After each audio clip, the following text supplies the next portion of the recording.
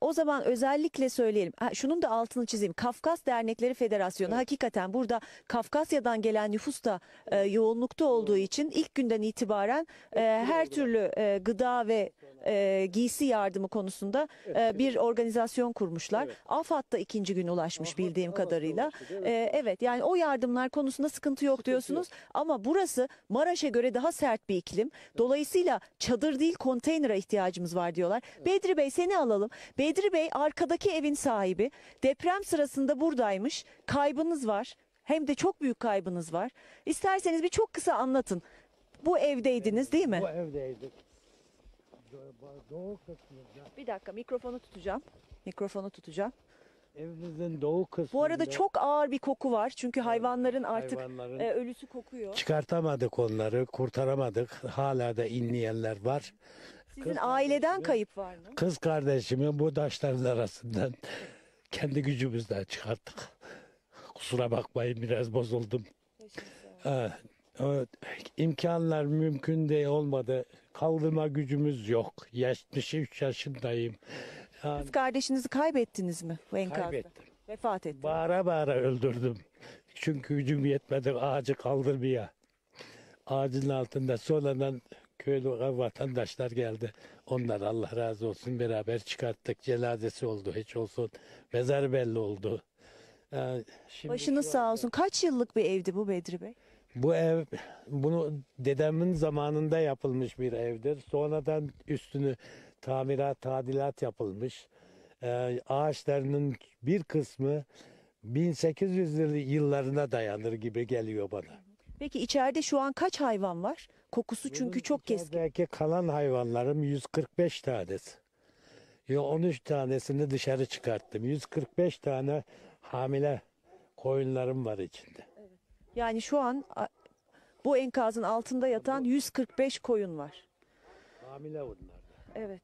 Şimdi sevgili izleyiciler, oylum tabii felaketin boyutu o kadar fazla ki insanlar henüz cenazelerine ulaşabilmiş değiller. Dolayısıyla neresinden nasıl tutulacak bilmiyorum ama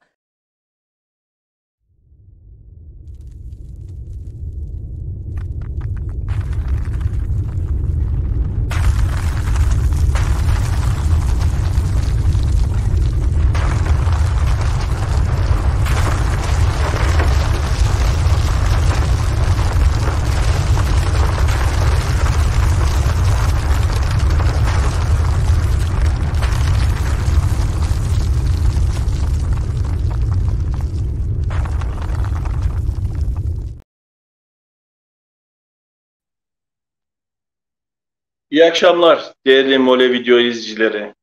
Uzun bir aradan sonra tekrar sizlerle birlikte olmaktan dolayı büyük bir onur ve mutluluk içerisindeyiz. Evet, yaklaşık 40 gün önce Kahramanmaraş merkezli bir deprem yaşandı ülkemizde. Bu depremden yurdun birçok ili oldukça büyük şekilde hasar gördü, zarar gördü.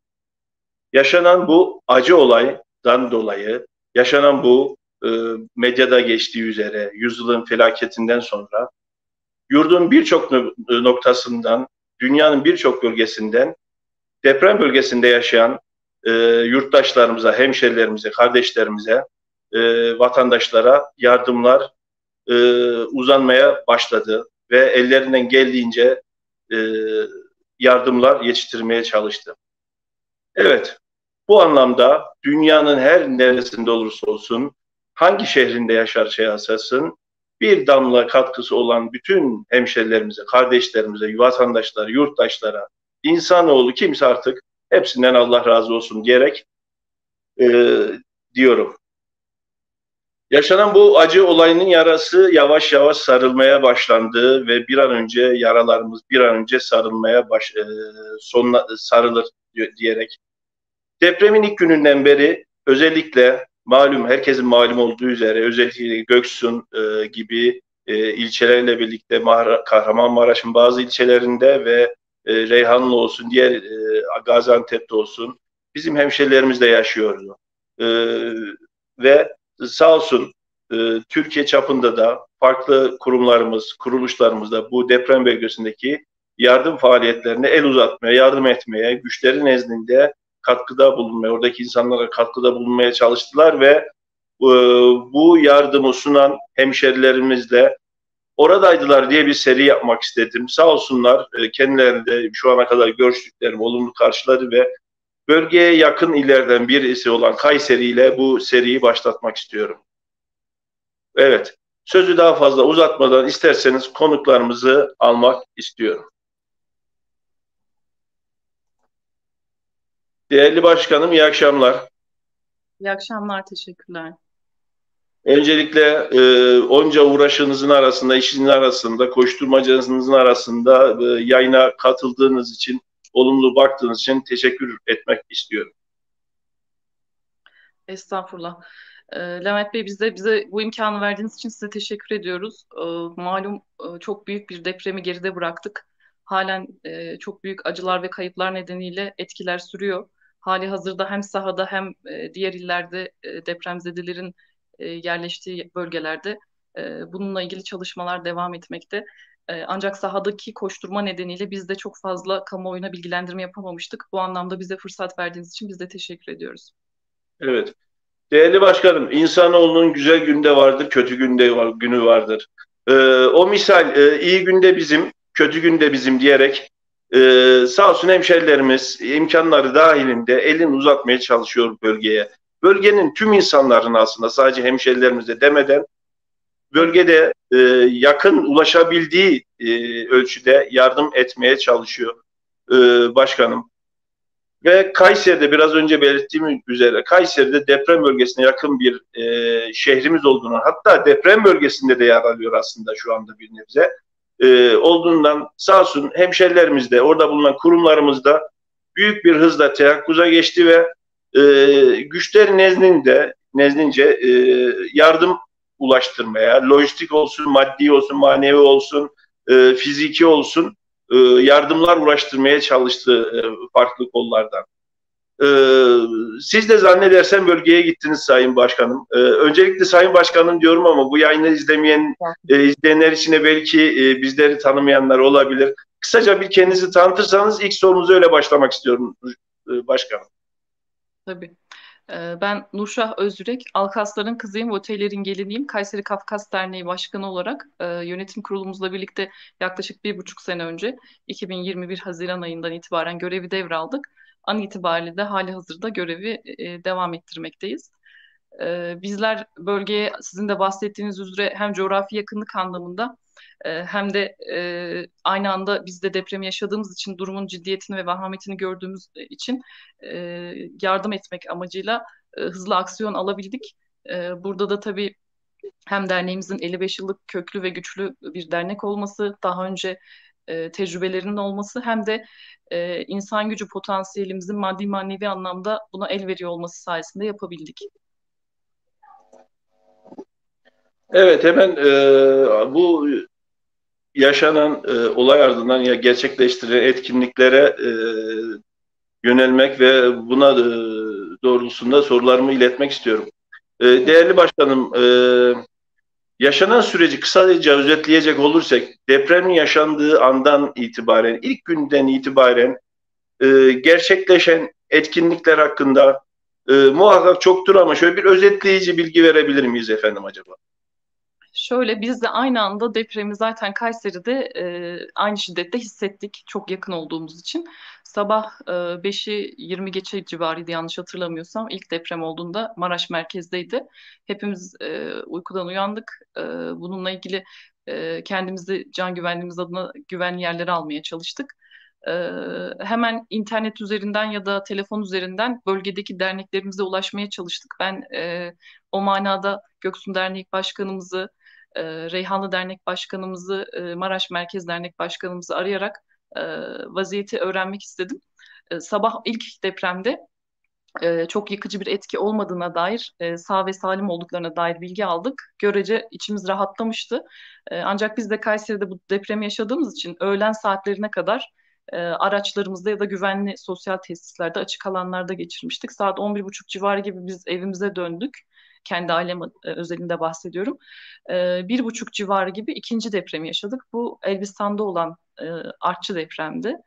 Bu çok daha şiddetli ve uzun hissedildi. Hepimiz çok daha fazla kaygılandık. Tekrar güvenli alanlara geçtik. Bu süre zarfında da dernek yönetimimizden, eski başkanlarımızdan Sedat Sürücü Bey zaten Maraş merkezdeki ilk depremde aile yakınlarını almak üzere, yeğenlerini almak üzere Maraş'a hareket etmişti. Oradaki durumdan bize bahsedince, ikinci depreme de Göksun merkezde yakalanınca e, burada bir an önce aksiyon almamız gerektiğine dair bir kanı oluştu bizde. Aslında hiçbir ön hazırlık olmaksızın o an insanların inisiyatif alarak kendi beceri ve yetki düzeylerinde yapabilecekleri işleri üstlenmeleriyle apar topar bir organizasyon şeması oluşuverdi. Örneğin derneğimizde bizim yönetim kurulu üyemiz ve gönüllülerimiz hemen bir çağrı merkezi oluşturdular. Orada görev paylaşımı yapıldı. Merkezden Göksu'na, köylere, Maraş'a gitmek isteyenler yine aksiyon aldılar. Kendi binek araçlarıyla ya da 4x4 araçlarla gitmek istediler. Maalesef ki o hafta itibariyle çok yoğun bir kış yaşadık. Zemheri denebilecek şekilde. O zamana kadar havalar çok güzel gidiyordu ama -25'leri görebildiğimiz gece, hatta -30'u bulan soğuklarda çok zor koşullarda yola çıktılar. Orada görev aldılar arkadaşlar. Orada görev alan arkadaşların en temel şey bir an önce göçük altında kalan varsa, bilgi ve beceri düzeyleri de yetecekse onlara yetişmekti. Hayatta kalanların da ihtiyaçlarını karşılamak, burası ya da başka bir yere transfer olmak isteyenlerin de oradan nakliyesini gerçekleştirmek üzereydi. Dediğim gibi daha önce hiçbir tatbikat olmaksızın bunu gerçekleştirebildiler kısa süre içerisinde. Bunu da ben çok önceki yıllarda meydana gelen işte savaş durumları olabilir, özel koşullar olabilir, pandemi gibi bir şeyi de yaşadık yakın zamanda, biliyorsunuz olağan dışı bir durumu da yaşamıştık. Bu tür badireleri atlatan bir topluluk ve bir STK olarak, örgütlü bir yapı olarak sanırım biz bunu tatbikat yapmamış olsak dahi görev dağılımı konusunda kabiliyetlerimiz ve yeteneklerimiz ölçüsünde herkes bir şeyin ucundan tutmak istedi. Tabii en büyük avantajımız coğrafi konum olarak yakın olmamızdı. Onun dışında da insan gücü potansiyelimizin çok olmasıydı. Ben onu çok çok önemsiyorum. Bir an evvel oraya ulaşabilmemiz önemliydi. Evet, başkanım aslında siz de belirttiniz gerek hemşerilerimizin yoğun olduğu bölgelerden birisidir Kayseri Göksun ve yakındır aslında coğrafik olarak birkaç saat mesafe olsa da aralarında. Bunun avantajını dediğiniz gibi sayısal anlamdaki avantajlar da sonuna kadar kullanılıyor gördüğüm kadarıyla. Bu anlamda da tekrar sık sık söylüyorum aslında, kusura bakmayın seyirciler, ama cidden canı gönülden herkese teşekkür etmek istiyorum bir fert olarak, yani bu anlamda. Bu anlamda tekerrürlerimden kusuruma bakmayınız. Nurşah Başkanım, peki deprem bölgesinde genel durum nasıldı? Siz kaçıncı bölge, ya siz derken ekipler değil de siz bireysel olarak kaçıncı gün gittikten sonra orayı gördünüz, değerlendirebildiniz? Ekipler biraz sonra Sedat Başkanımız da bağlanacak. Ondan daha ayrıntılı sahanın ilk anlarından da bilgiler alacağız, ama siz hangi gün gidebildiniz ve yakın olmanın avantajını kullandık dediniz biraz önce. Aynı yardımlar, yani çadırıydı, malzemesiydi, battaniyesiydi vesaireydi gibi yurdun birçok noktasından aslında malzemelerin, yardımların da bölgeye aktığını gördüm sosyal medyada vesairede. Bu malzemeler acaba Kayseri'de toplanıp belli bir organizasyon komitesi, merkez üst hareket merkezi şeklinde bir oluşum oluşturulup o şekilde bölgelere intikal mi edildi ve bunlar nasıl, nerelere dağıtımlar yapıldı, nasıl yetiştiniz acaba? Bu hususlarda da bilgi alabilir miyim acaba? Az önce bahsettiğimiz üzere ilk bölgeye giden arkadaşımız yönetim kurulumuz adına Sedat Bey'di. Onun dışında derneğimizle aktif yönetim kurulu üyesi olmasa dahi gönüllü ve aktivistlerimiz, normal dernek üyelerimiz, hani yönetim kurulu üyesi olmayan üyelerimiz vardı. Onlar ilk gece itibariyle 12-1 gibi oradalardı. Örneğin Şunu da bahsetmek istiyorum. Kayseri'de Çerkez Derneklerinin birlik platformu var. İçerisinde köy derneklerimiz var. Birleşik Kafkasya Derneği var. Talas Uzunyayla Derneğimiz var. Aşağı Borandere Köyü, Metiyeliler, Kaynarlılar, Örenşehir Derneğimiz, İnören Derneğimiz, Karaçay Derneğimiz, Eğri Köyü adına. E, Bu derneklerimizde yazışmalarımızda onlar da görev almak istediklerini belirtince ortak bir alışveriş yapıp ilk alışverişini Coşkun arkadaşımız Aşağı Borandere adına kendi inisiyatif alarak yola çıkıp götürmüştü.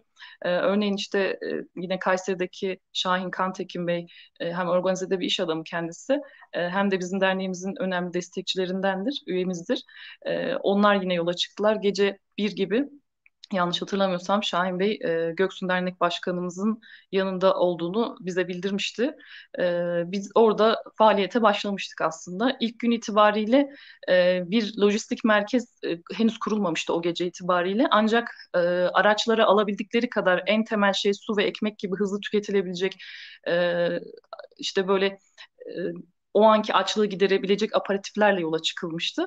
Onları ulaştırdılar. Sabah itibariyle de artık daha profesyonel şekilde oradaki ihtiyaçlara istinaden oradan gelen bilgilere göre işte sağlıkla ilgili ilaç, tıbbi malzeme vesaire giysi, ayakkabı çünkü gece olduğu için ev haliyle dışarı çıkmışlardı can havliyle. Öyle olunca o tür ihtiyaçları bir an önce ulaştırmak gerekiyordu. Onlar ulaştırılmaya çalışıldı. Ee, ama zaten ilk günün sonunda biz Kafkas Dernekleri Federasyonu olarak toplantı yaptığımızda da federasyon derneğimize bölgede koordinasyon sağlamamız adına görev tevdi etmişti. Zaten hali hazırda yapıyorduk ama bunu resmi bir şekilde duyurup diğer derneklerden gelecek aynı yardımların bizim koordinatörlüğümüzde gerçekleşmesine göre bir organizasyon şeması çizildi. Reyhanlı İskenderun bölgesi içinde Adana Derneği koordinatör seçilmişti. Böyle bir görev dağılımı yapıldı. Bu nedenle de işte İstanbul'dan tutun da Samsun'a kadar işte Bursa vesaire federasyonumuza üye olan dernekler Göksun ve o havarideki bölgeye ulaşmak için bizimle iletişim haline geçtiler. Tır bazında, kamyon bazında göndermek istedikleri yardımları bize bildiriyorlardı. Biz de bununla ilgili bir organizasyon yapıyorduk. İlk günün içerisinde aslında bir yanlış hatırlamıyorsam Sedat Bey daha detaylı bilgi verecektir ama Balkaroğlu Yem Fabrikası bize Balkaroğlu ailesi tarafından verilmeden önce bir yerde buluşma noktası belirlemişlerdi. Bir özel hastane önü gibi hatırlıyorum orayı. Onun dışında Balkaroğlu ailesi sağ olsun bize o yerleşkeyi verince orası bizim Göksu'ndaki üssümüz oldu, lojistik merkezi oldu. Sedat Bey oranın koordinatörlüğünü üstlendi. Derneğimiz gençleri ve gönüllü gençler gittiğinde de ona yardımcı oldular. Oldukça fazla da araçlarla gittik. Özellikle de 4x4 araçları daha çok gönderdik. Çünkü kış şartları nedeniyle eş zamanlı olarak birçok noktaya ulaşmak gerekiyordu. Göksu'nda da çok farklı yol güzergahında farklı köyler vardı. O yüzden mümkün olduğunca bunu sağlamaya çalıştık. Sonrasında Pınarbaşı'nda tekrar bir lojistik merkez oluşturma zorunluluğu doğdu. Çünkü aynı yardımlar birden yığılmaya başlamıştı ve belli periyotlarla gitmesi daha sağlıklı olacaktı. Aynı zamanda Balkaroğlu ailesinin bize verdiği bu bölgede bölgenin AFAD koordinatörlüğüyle ilgili de bir merkez olduğu için aynı anda kullandığımız için orayı da çok fazla doldurmamak gerekiyordu. Onlara da ayrılan bir kısım vardı çünkü. Bir de Kayseri'de organize sanayide iş insanlarımız sağ olsun bize bir yer daha hatta birkaç yer verdiler ama biz bir tanesinde tekrar toplanmayı daha düzenli hareket edebilmek adına tercih ettik. Orada da hem aynı yardımlar toplandı hem de birazdan bahsi geçecektir. Gönüllü olarak onlar çadır ihtiyacına binaen bir prototip çalışıp akabinde de 408 adet çadır ürettiler. O yüzden orası da kullanıldı. Ee, Aslında çok büyük bir organizasyondu. Dışarıdan bakıldığında belki şu an birkaç dakika içerisinde anlatıyoruz ama ayın 6'sından bu yana baktığınızda bir ayı geçkin süre içerisinde bunun ilk 10 günü özellikle çok yoğun geçti. Bu ilk 10 gününde ilk 3 günü çok zorluydu çünkü ilk gün zaten trafikle ilgili sorun vardı. Doğa şartları, ağır kış koşulları nedeniyle çok zordu. Araç bulmakta zorlanıyordunuz. Bu iki nedenden zor oluyordu. Hali hazırda herkes yardımla ilgili uğraş verdiği için nakliyecilerle ilgili bir sorun yaşıyordunuz. Diğeri de can güvenliği nedeniyle bulduğunuz kişiler de gitmek istemeyebiliyordu. Bu tür sıkıntıları ilk 2 günde zor açtık. Ama arkadaşları ben sizlerin huzurunda da tekrar e, onurlandırmak, elimden geldiğince onların yaptığını sizin dediğiniz gibi dile getirmek istiyorum. Hakikaten çok fazla fedakar ve özverili davrandılar. Çünkü birçoğu ilk bir hafta 10 gün izin aldılar. İşlerine gitmediler. Mesailerini bıraktılar. Özel hayatlarından, aile hayatlarından feragat ettiler. Aynı sıkıntıları Kayseri'de de yaşıyor olmamıza rağmen kendi canlarını da tehlikeye atarak herhangi bir can güvenliği söz konusu diyerek kendilerini geri çekmediler. Örneğin iş insanlarımız az önce bahsettiğim gibi işte Sedat Bey, Şahin Bey isteseler belli bir meblağ vererek yardımın bir kenarında bulunduk deyip vicdanen rahat edebilirlerdi ama bilfiil mesai de harcadılar. Bu da bence çok kıymetliydi. Çünkü bahsettiğim gibi -20'lerden bahsediyoruz. Askeri koşullarda çok zordu. Benim bölgeye gitmem 3. gündü. Arkadaşlar ilk günden itibaren öyleydi. 3. gün gitmemin nedeni de sağ olsunlar hem bu risklerden ötürü oradaki şartların zor olduğunu, o yüzden ilk 2 gün gitmemem gerektiğini söylediler. Hem de işte biz de burada hali hazırda yaşadığımız için malum biz de anneyiz, çocuklarımızla ilgilenmemiz gerekiyordu. Onların da psikolojisi bozulmuştu. O yüzden bu konuda da beni çok desteklediler sağ olsunlar. Kadın başkan olmanın dezavantajı buydu. İlk gün orada olamadım maalesef. Evet. Değerli başkanım, biraz önce bahsederken aslında Sedat Bey'i de şimdi yayına alacağız. Sedat Bey de bekliyor yayında ama doğru mu anladım acaba? Kafkas Dernekleri Federasyonu konu hakkında bir organizasyonu gerçekleşti ve Kayseri, Göksun Maraş bölgesine hitap eden bir teyakkuz merkezi şeklinde ilan edildi ve o şekilde faaliyetlerini devam ettirdi. Adana'da keza aynı şekilde bir bölge lojistik merkez, hareket merkezi olarak ilan edilip orası da Hatay'a daha yönelik etkinlikler gerçekleştirilmesi için bu şekilde bir... Yani burada kesin bir ayrım olması nedeni şundan istinaden bölgesel olarak yakın olup pratik hareket edebilmek ama örneğin bizim elimizdeki aynı yardım belli kalemlerde çoğaldığında biz bunun yine diğer taraflara aktarılmasını da sağladık. Hani sadece bu bölgeden sorumluyuz şeklinde olmadı. Çünkü Gaziantep Nurdağ'ından tutun da Reyhanlı'ya kadar işte İskenderun bölgesine kadar bizden de yine araçlar gerektiğinde takviye edildi. Aynı şekilde bazen başka taraftaki şey belki Göksu'na diğer taraftan da gelmiş olabilir. Ama bu en başta daha pratik olmak adına alınan bir karardı. Çok da faydalı olduğunu düşünüyorum onun. Evet. Tam Sedat'ı alayım derken kafamı çevirdim. Sedat telefonu düştü. Bekliyor. Gelirse yayına alırız. Peki başkanım hemen şöyle tekrar sorularımızı devam ettirmek istiyorum. Murat Erdem kardeşimi bakayım gelmiş mi? Yok. Murat Erdem kardeşimi acaba yayın almak istiyorum. Murat sözü sana verelim biraz. Sen de yaşadığın anlardan, olaylardan ve içerisinde bulduğun etkinliklerden bahsedersen sevineceğim Murat.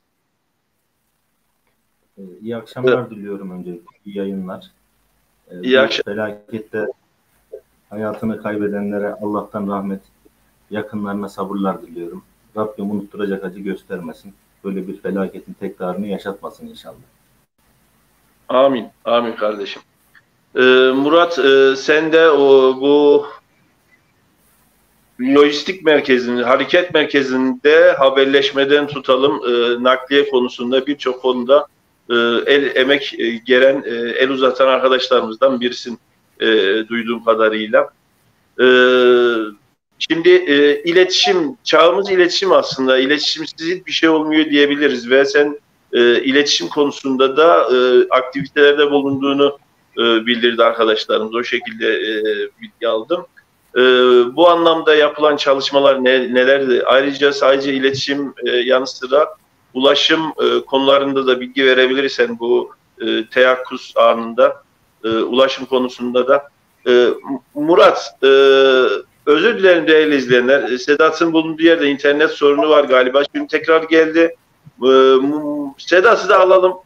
Çünkü biraz azizlik yapabileceğine benziyor. Murat lütfen yanlış anlama değerli kardeşim. Estağfurullah. Evet. Sorumu da sana sormuş olayım. Hazırlık yaparsın bu zaman içerisinde. Sedat merhaba, hoş geldin.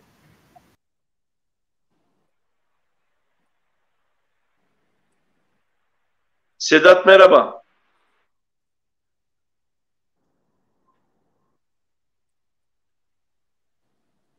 Sedat sesim geliyor mu? Merhaba, merhaba. Hepinize iyi akşamlar. Sedat, kısaca internetin azizliğine uğramadan süratli bir şekilde devam etmek istiyorum. Kısaca kendini tanıtır mısın? Ardından bu etkinlik konusu, organizasyon konusunda ilk günden beri sen de içerisinde yer aldın. Yapılan etkinlikler ve organizasyon hakkında senin de bilgilerini alabilir miyim değerli kardeşim?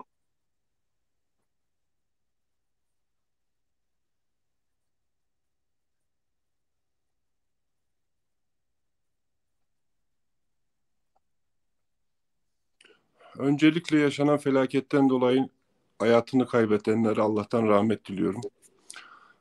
Sedat Sürücü ben. Aşağı Beyşehir Şiphable köyündenim, Kurveler'denim. Yani işin aslı söylenebilecek çok fazla şey var ama bir yerden başlamak gerekiyor. Öncelikle Rafet ve Cumhur Bey Balkaroğlu ailesinden bize o bölgede depoyu kullanımını, depoyu bize tahsis eden aile. Onlara teşekkür etmekle başlamak gerekiyor. Çünkü ilk gün organizasyonu devlet hastanesinin önünde yapmak zorunda kaldık. Ana yol üzerindeydik ve çok sağlıksız bir ortam vardı. O yüzden köylere ulaşmak veyahut da sağlıklı bir şekilde ulaşabilmek çok zor olduydu. Ertesi gün deponun bize tahsisinden sonra işlerimiz çok daha kolaylaştı, çok daha hızlı, çok da organize bir şekilde ilerleyebildik. Yani dediğim gibi bu bir aylık süreçte çok yoğun bir gün yaşadık. Çok duygusal anlarımız oldu. Ama ben kısaca birkaç şeye değinip ondan sonra lafı uzatmadan size tekrar teslim edeyim.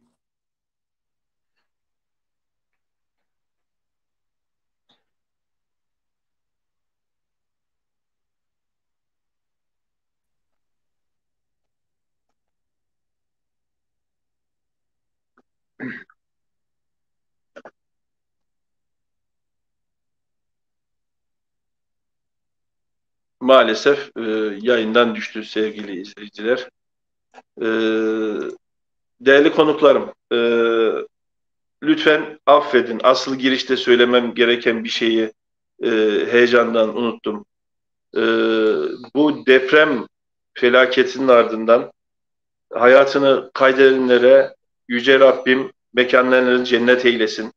Geride kalan yaralılarımıza acil şifalarını esirgemesin. Ekonomik, fiziki şartlardan dolayı zorluk çeken insanlarımıza, yurttaşlarımıza da Rabbim kolaylıklar versin diyorum. Ee, Bu giriş metnimi bu aşamada söylediğim için sizlerden de özür dilerim. Sedat tekrar geldi.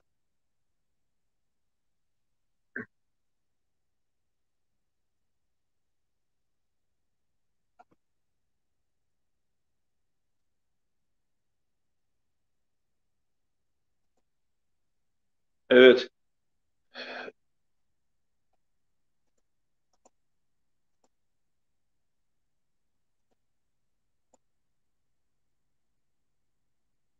Sedat sesim duyuyorsan seni yayından alıyorum. Altta görüyorum ama dondu yayının.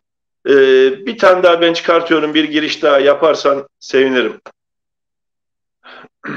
Evet, biz Murat'la görüşmeye devam edelim. Sedat geldikçe böyle şekilde onun organizasyon konusundaki deneyimlerini dinlemeye devam edeceğiz. Murat, haberleşme merkezi nasıldı? Haberleşme merkezi neler yaptı? Nasıl kuruldu?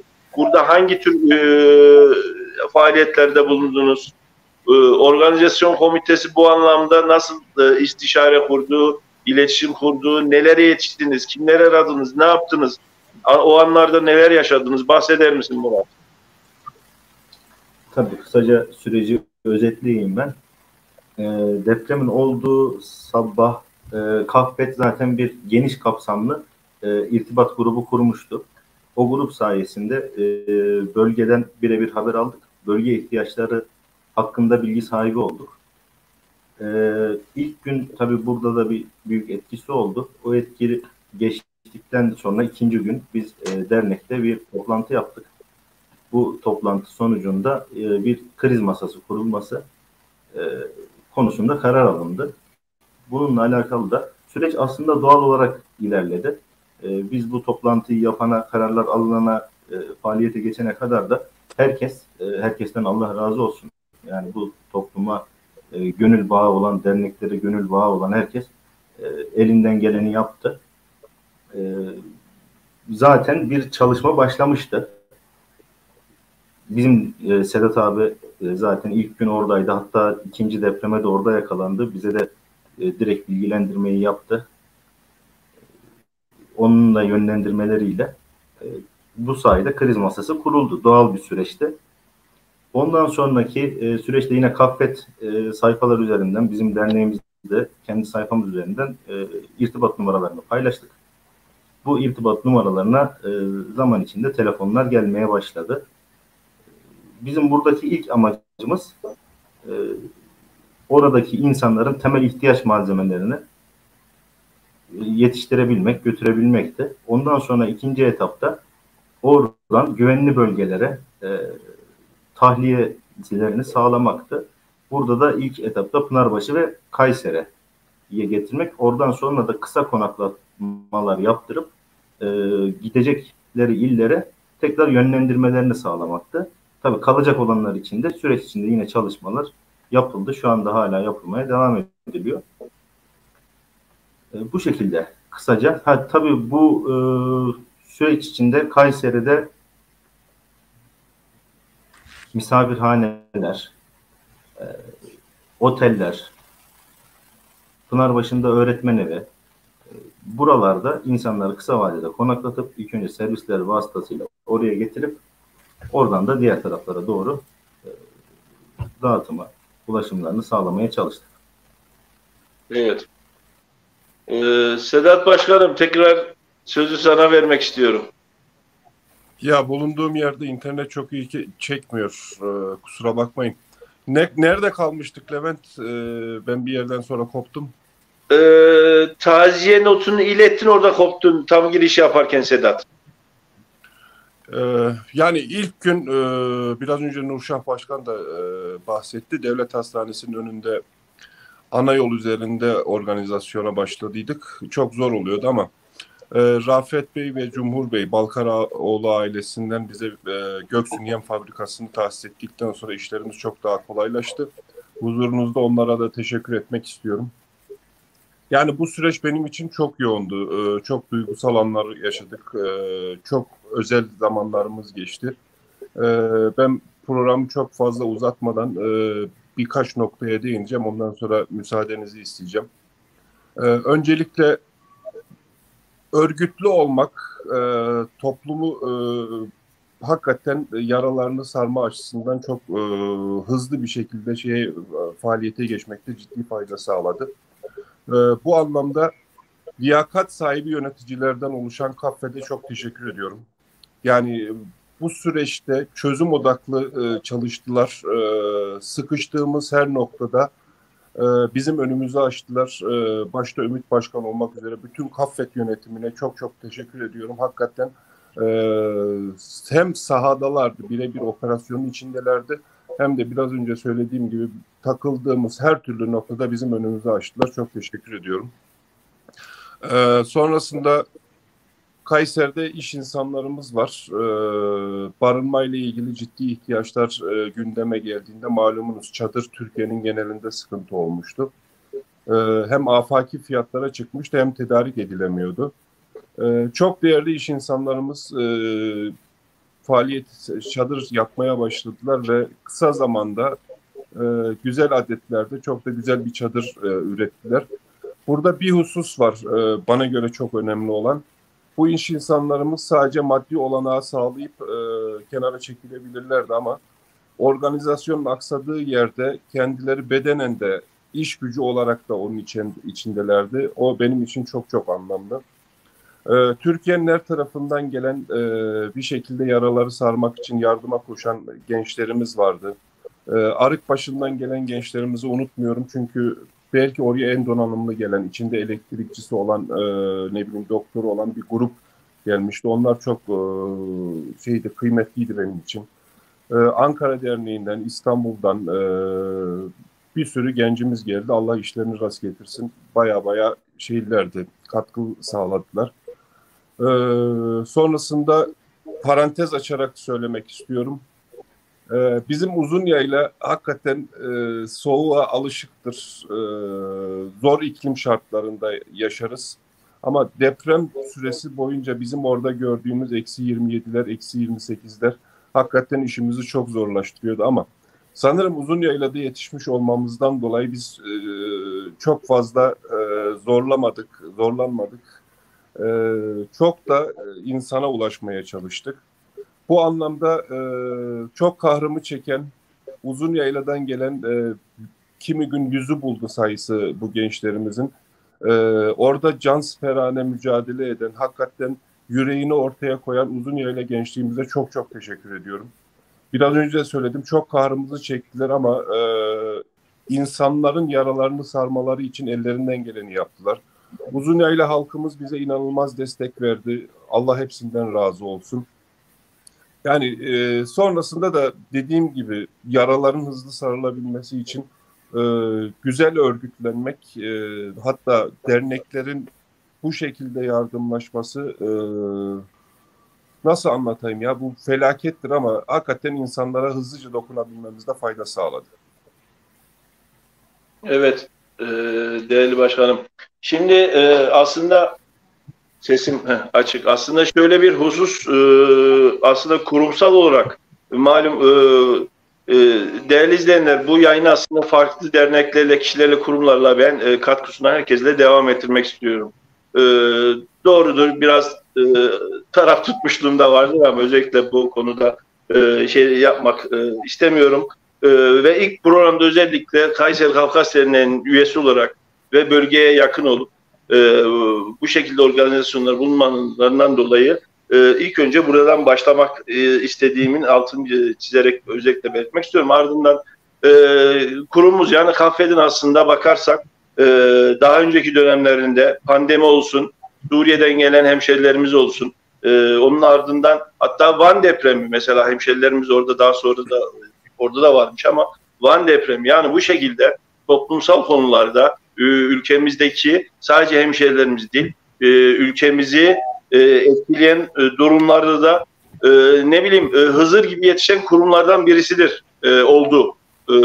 Ciddi üretimlerde, ciddi katkılarda bulundu ki buradan gerek üye derneklerine, onun ardından üyelere, onun ardından sürekli yardımda bulunan herkese cidden tekerrür oluyor ama teşekkür etmeden edemiyorum.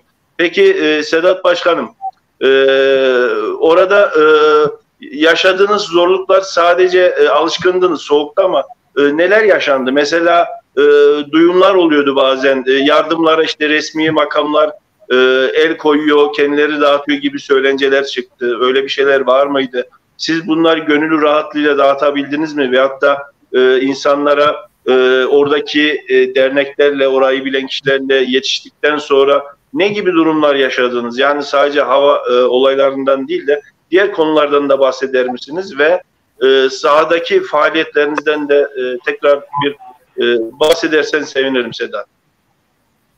Ya biz Göksun bölgesindeydik. Diğer taraflarda bir problem yaşandı mı bilmiyorum ama biz Göksun'da AFAD herhangi bir problem çıkarmadı. Bize gelen yardım malzemelerine hiçbir şekilde el konuldu veyahut da konulacak gibisinden bir sıkıntıyla karşılaşmadık. Yani biz ilk günün akşam saat 9 gibi yanlış hatırlamıyorsam 27-28 tane köyümüz var. Bu köylerin tamamına yardımları olacak. Geliyor değil mi sesim? Geliyor Sedat, geliyor. Geliyor. Heh. Yani ilk akşam saat 9 civarında bizim yanlış hatırlamıyorsam 27-28 tane köy var o bölgede. Bizim köylerin tamamına yardımları ulaştırmıştık. Ertesi günden itibaren de Rize Vali Yardımcısı koordinatör olarak atanmıştı Göksu'na.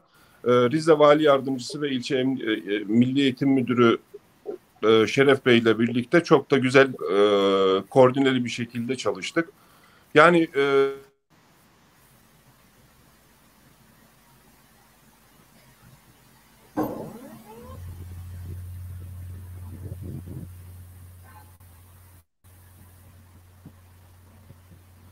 Evet, Sedat'ın yine cümlelerin tamamlamasına izin vermedi internet. Bekliyoruz. Evet. yine mi Geldi Sedat. kesildi? Kusura bakmayın ya, çekmiyor telefon. Geldi Sedat. Bu devam. Yani biraz önce söyledim, hakikaten içinden çok fazla hikayenin çok fazla ilerleyen dönemlerde yani yaşadığımız olaylardan diyorum, ilerleyen dönemlerde ciddi anlamda hikayeler anlatılacak şeyler de yaşadık, olaylar da yaşadık. Yani bunlardan isterseniz birkaç tanesini bahsedeyim. Köyün birinde 70'in üzerindeydi herhalde amcamız, evi yıkıldı. Ama ahırı yıkılmak üzereyken Taha diye bir arkadaşımız var. O da Uzunyayla'dan, Karagöz'den gelme bir arkadaşımız. Yani amcaya yardıma ulaştırıyor. Sonrasında amcanın durumunu gördükten sonra amcayı köyden çıkartmak istiyor ama amca hayvanlarını bırakıp çıkamadığı için Taha ana yolu kesiyor. Bir tane kamyon buluyor. Kamyona ineklerini bindiriyor.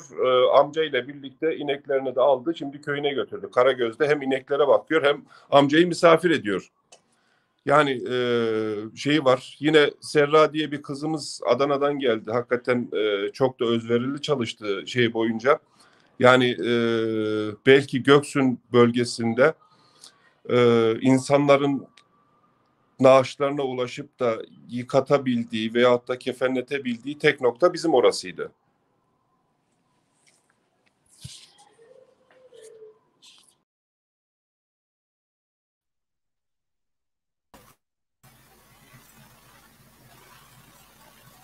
Evet. Ya şöyle diyeyim, aslında bu anlamda bölgeye gidip bir çivi kaldırandan tutalım,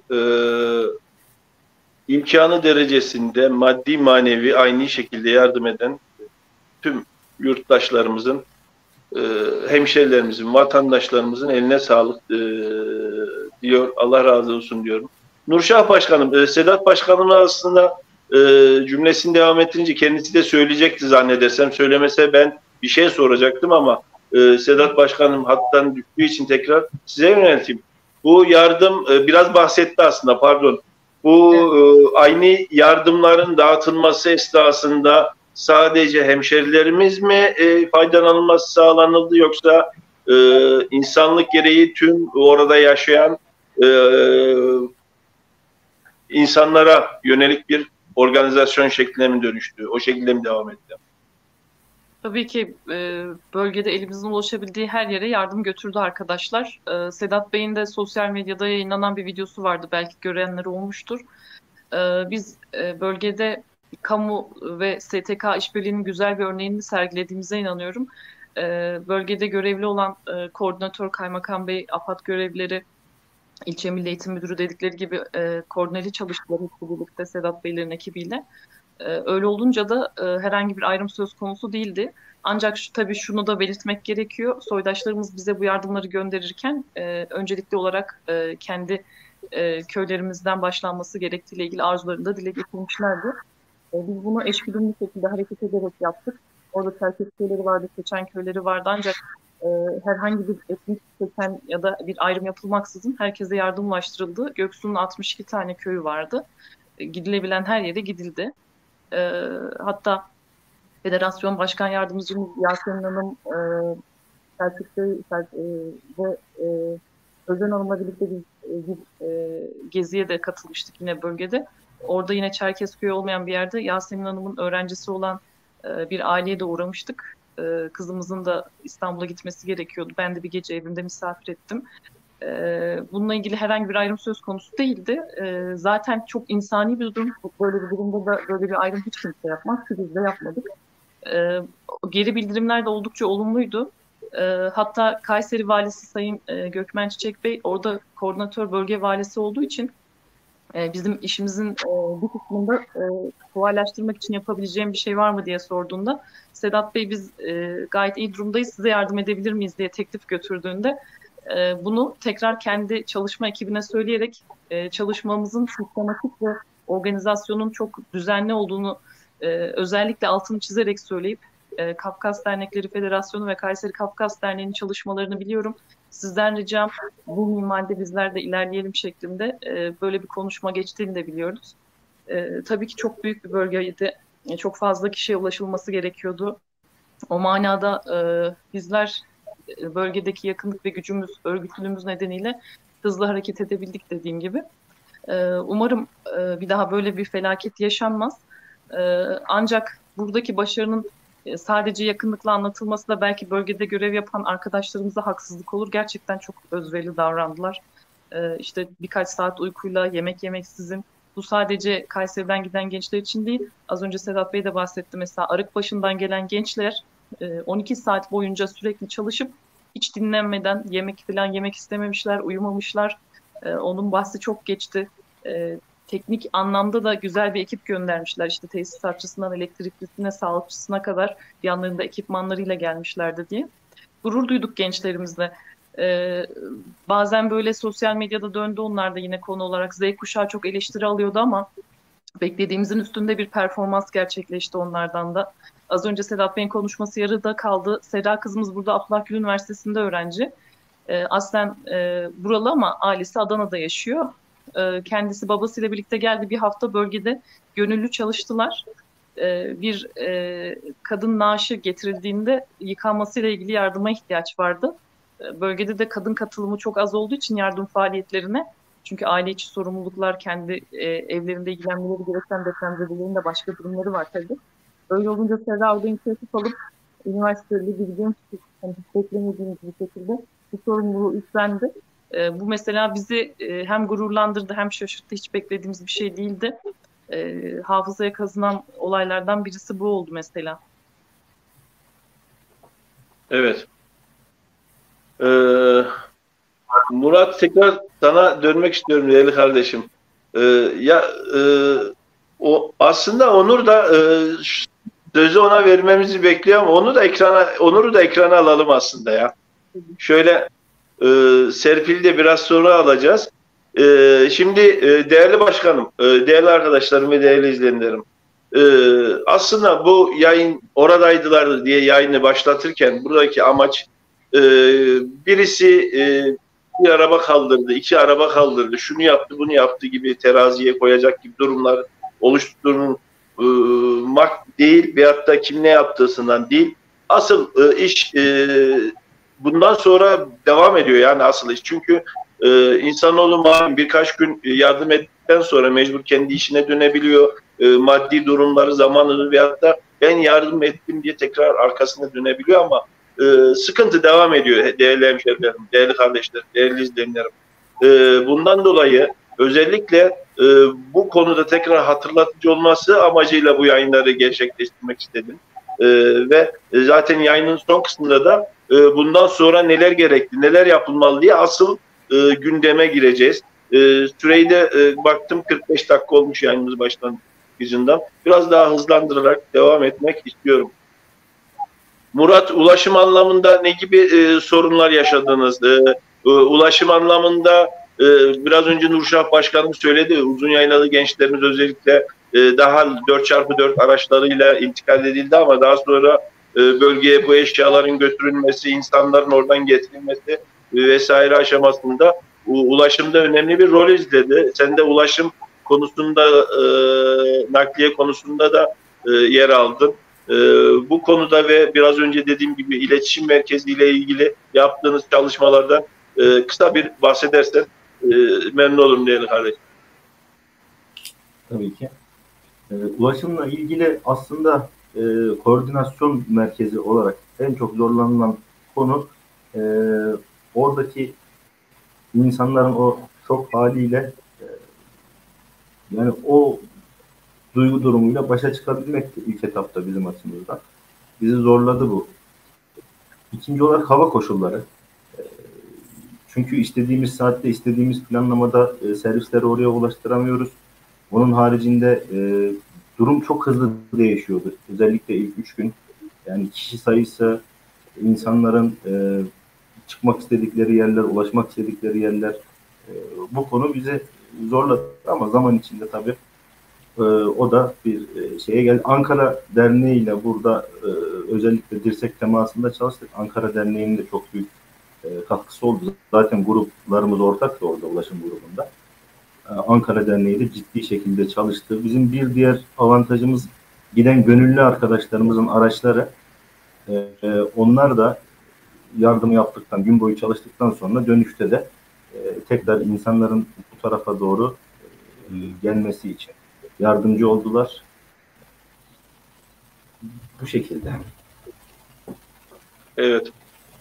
Değerli izleyenler, konuklarımıza sorularınız varsa yorum kısmına yazarsanız yayının sonunda hızlı bir şekilde onları iletmeye çalışacağım. Evet, hızlı bir şekilde şöyle. Onur, sana geçelim değerli kardeşim istersen. Seni de beklettik. Sana da birkaç soru soralım. Onur, bu organizasyonun içerisindeydin ama Uzunyayla bölgesinde ikamet ettiğin için oradaki nabızı biraz daha yoklayabildin sen. Nabızın daha içerisindeydin. Bölgede ikamet edebildiğin için ve orada sağ olsun Yıldırım gibi maşallah gençlerimizle oraya intikal etti, ellerinden geldiğini yapmaya çalıştı. Tıpkı Arıkbaşı'dakiler gibi, tıpkı Çorum'dan vesairelerden gelenler gibi. Bu anları sana da yöneltmek istiyorum. Nasıl gelişti, nasıl başladı Onur? İzlenimlerin, değerlendirmelerini de sen de paylaşırsan sevinirim. Abi seri ya perav düneyim yekija hem tam rahmetli hafı kılıç çizo kanıca midahap hukuk tam jiyim. Amin. Yine uç tam küçük mufadu güzebe ve prim gâkuşit kuşuzori. Aprodüs azdens. Biz şöyle aslında Uzunya ile Kayseri diye net bir ayrım yapamayız. Yapmak da doğru olmaz ama şöyle söyleyeyim, biz ilk gün biraz önce de bahsedildiği gibi hepimiz aslında depremin şokundaydık.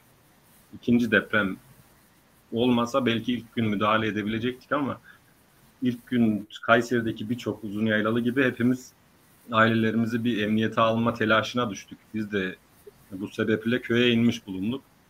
Ben de deprem günü köydeydim.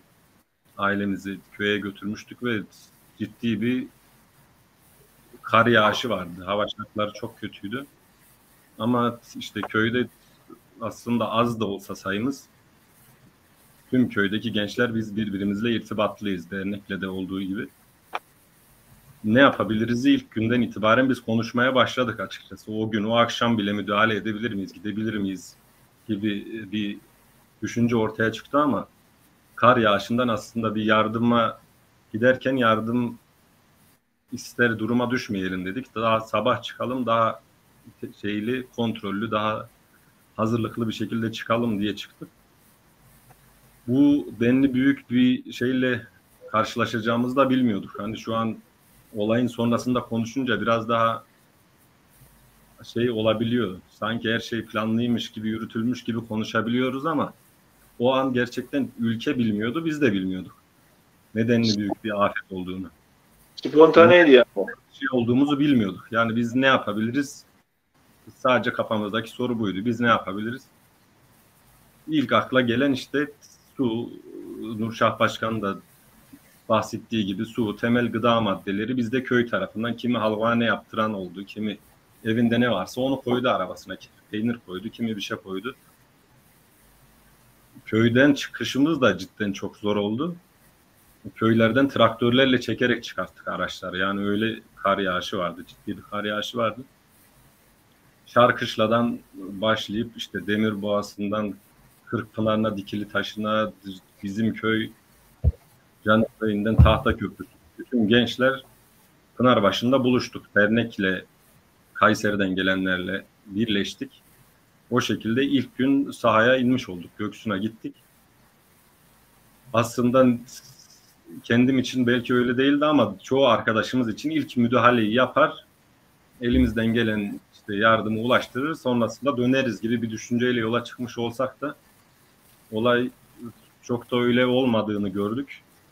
Orada bulunmamız gerektiğini, bu sahadan çekilmememiz gerektiğini hepimiz hissettik ve süreç boyunca hani sonraki pazar gününe kadar diyeyim, her gün git gel yaptık.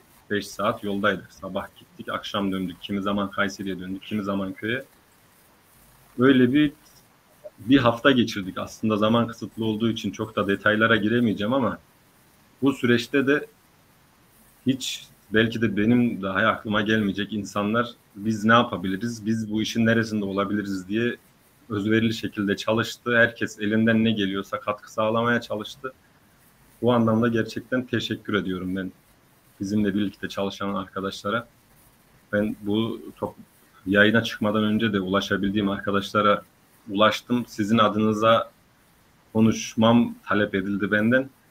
İcazet veriyorsanız böyle bir yayına çıkacağım. Özellikle söylememi istediğiniz varsa söylemek isterim dedim. Onların da bilgisi dahilinde böyle yayına çıktım.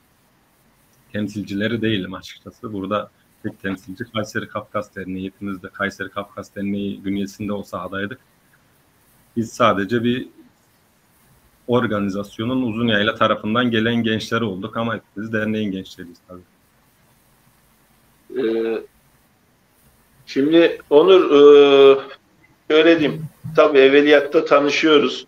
Bundan dolayı özellikle Onur da gelsin, katılsın diye ben de görüş bildirdim yani. Her ne kadar temsilci falan değilim desen de sağ olasın kardeşim. Şimdi Onur, şey diyecektim, bugün aslında seninle yayın için prova yaparken Uzunyayladan aslında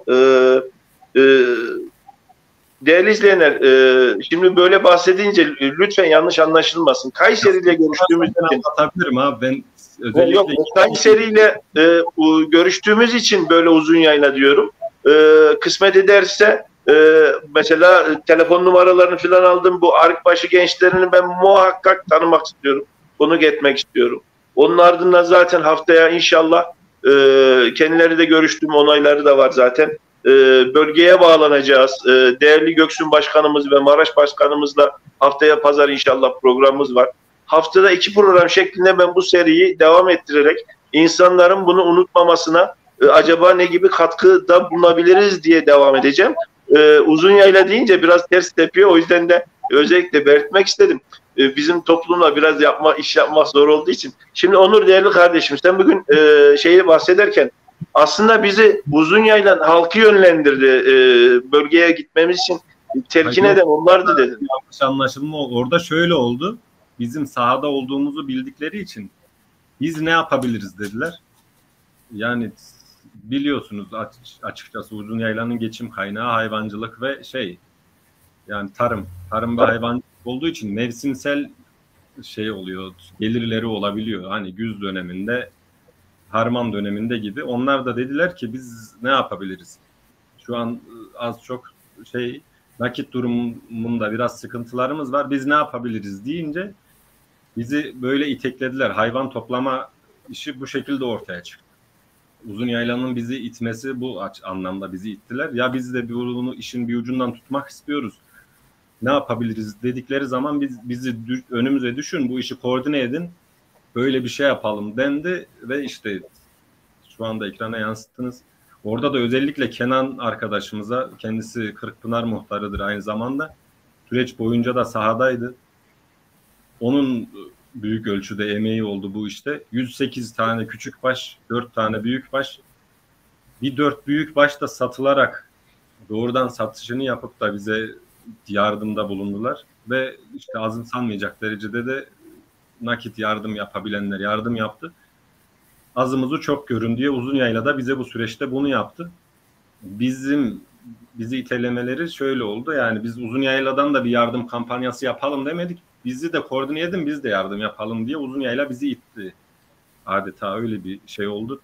Uzunyayla da bu süreçte bölgeye yakın olması itibarıyla aslında belki de bizden daha önce bile Kayseri'den daha önce bile müdahale etmek istediklerini, ne yapabileceklerini bilmediklerini dile getirdiler. Ve biz sahada çalışırken günlük Uzunyayladan gelip geri dönen araçlar oldu. Yani orada daha çok işte pick-up tarzı işte araçlar büyük iş yaptı açıkçası. Göksu'nda böyle araçlara ihtiyacımız oldu. Günübirlik Göksu'na geldiler ve geri döndüler. Onların da büyük desteği oldu bu aşamada. Evet. Değerli izleyenler, zaman zaman alt kısımda yayınlıyorum. İletişime geçmek, bilgi almak isteyenler Kayseri Derneğimizin telefonlarını paylaşıyorum. Malumlar burada birçok şeyi yani diyemiyorum hani şu şekilde yardım etsin bu dizi. Kendileriyle görüşürseniz en azından bu aynı yardımlar konusunda ihtiyaç duyanlarla yardımda bulunmak isteyenleri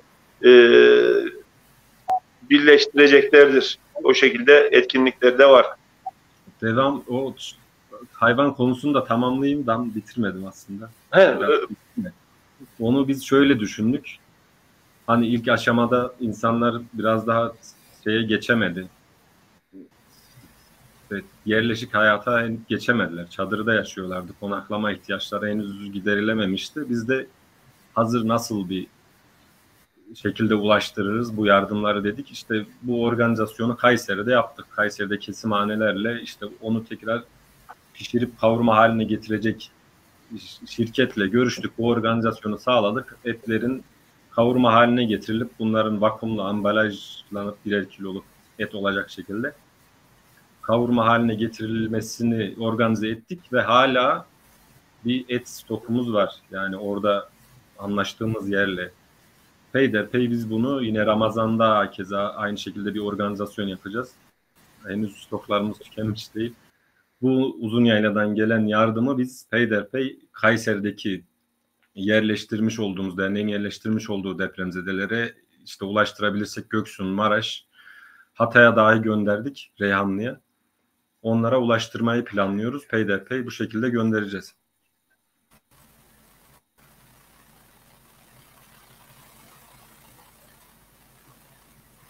Düştük mü? Evet, yok devam ediyor.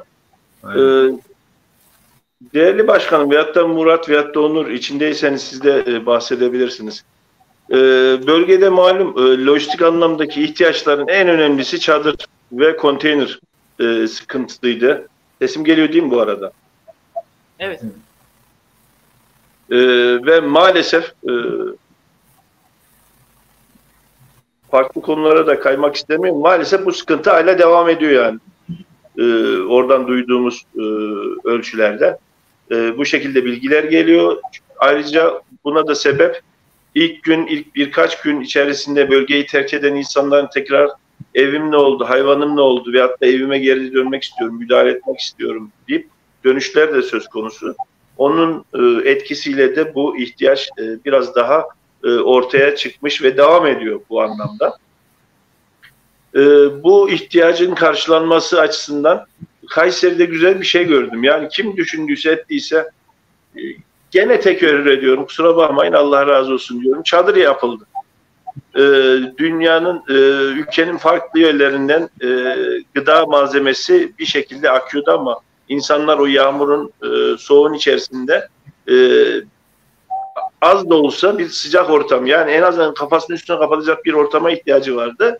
Çadır oldukça önem arz ediyordu ve bu anlamda da Kayseri'de de güzel bir etkinlik yapıldı. Ben bunu belirtmeden, anmadan geçemeyeceğim.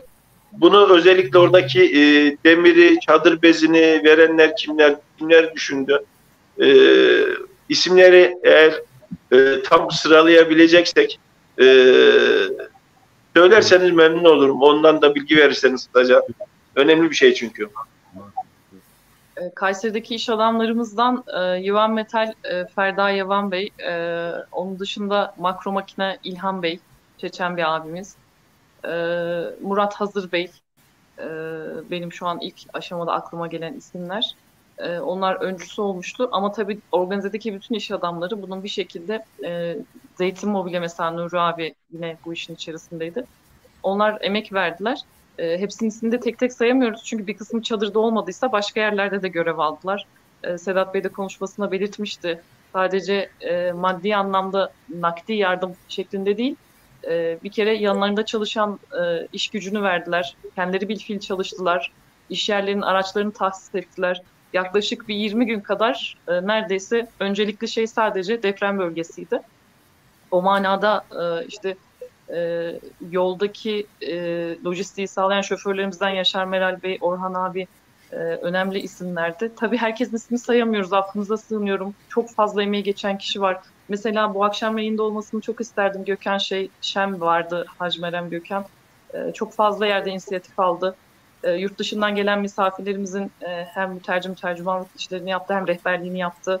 Organize etti. Yurt dışından gelen yardımlarla ilgili yazışmaları yürüttü.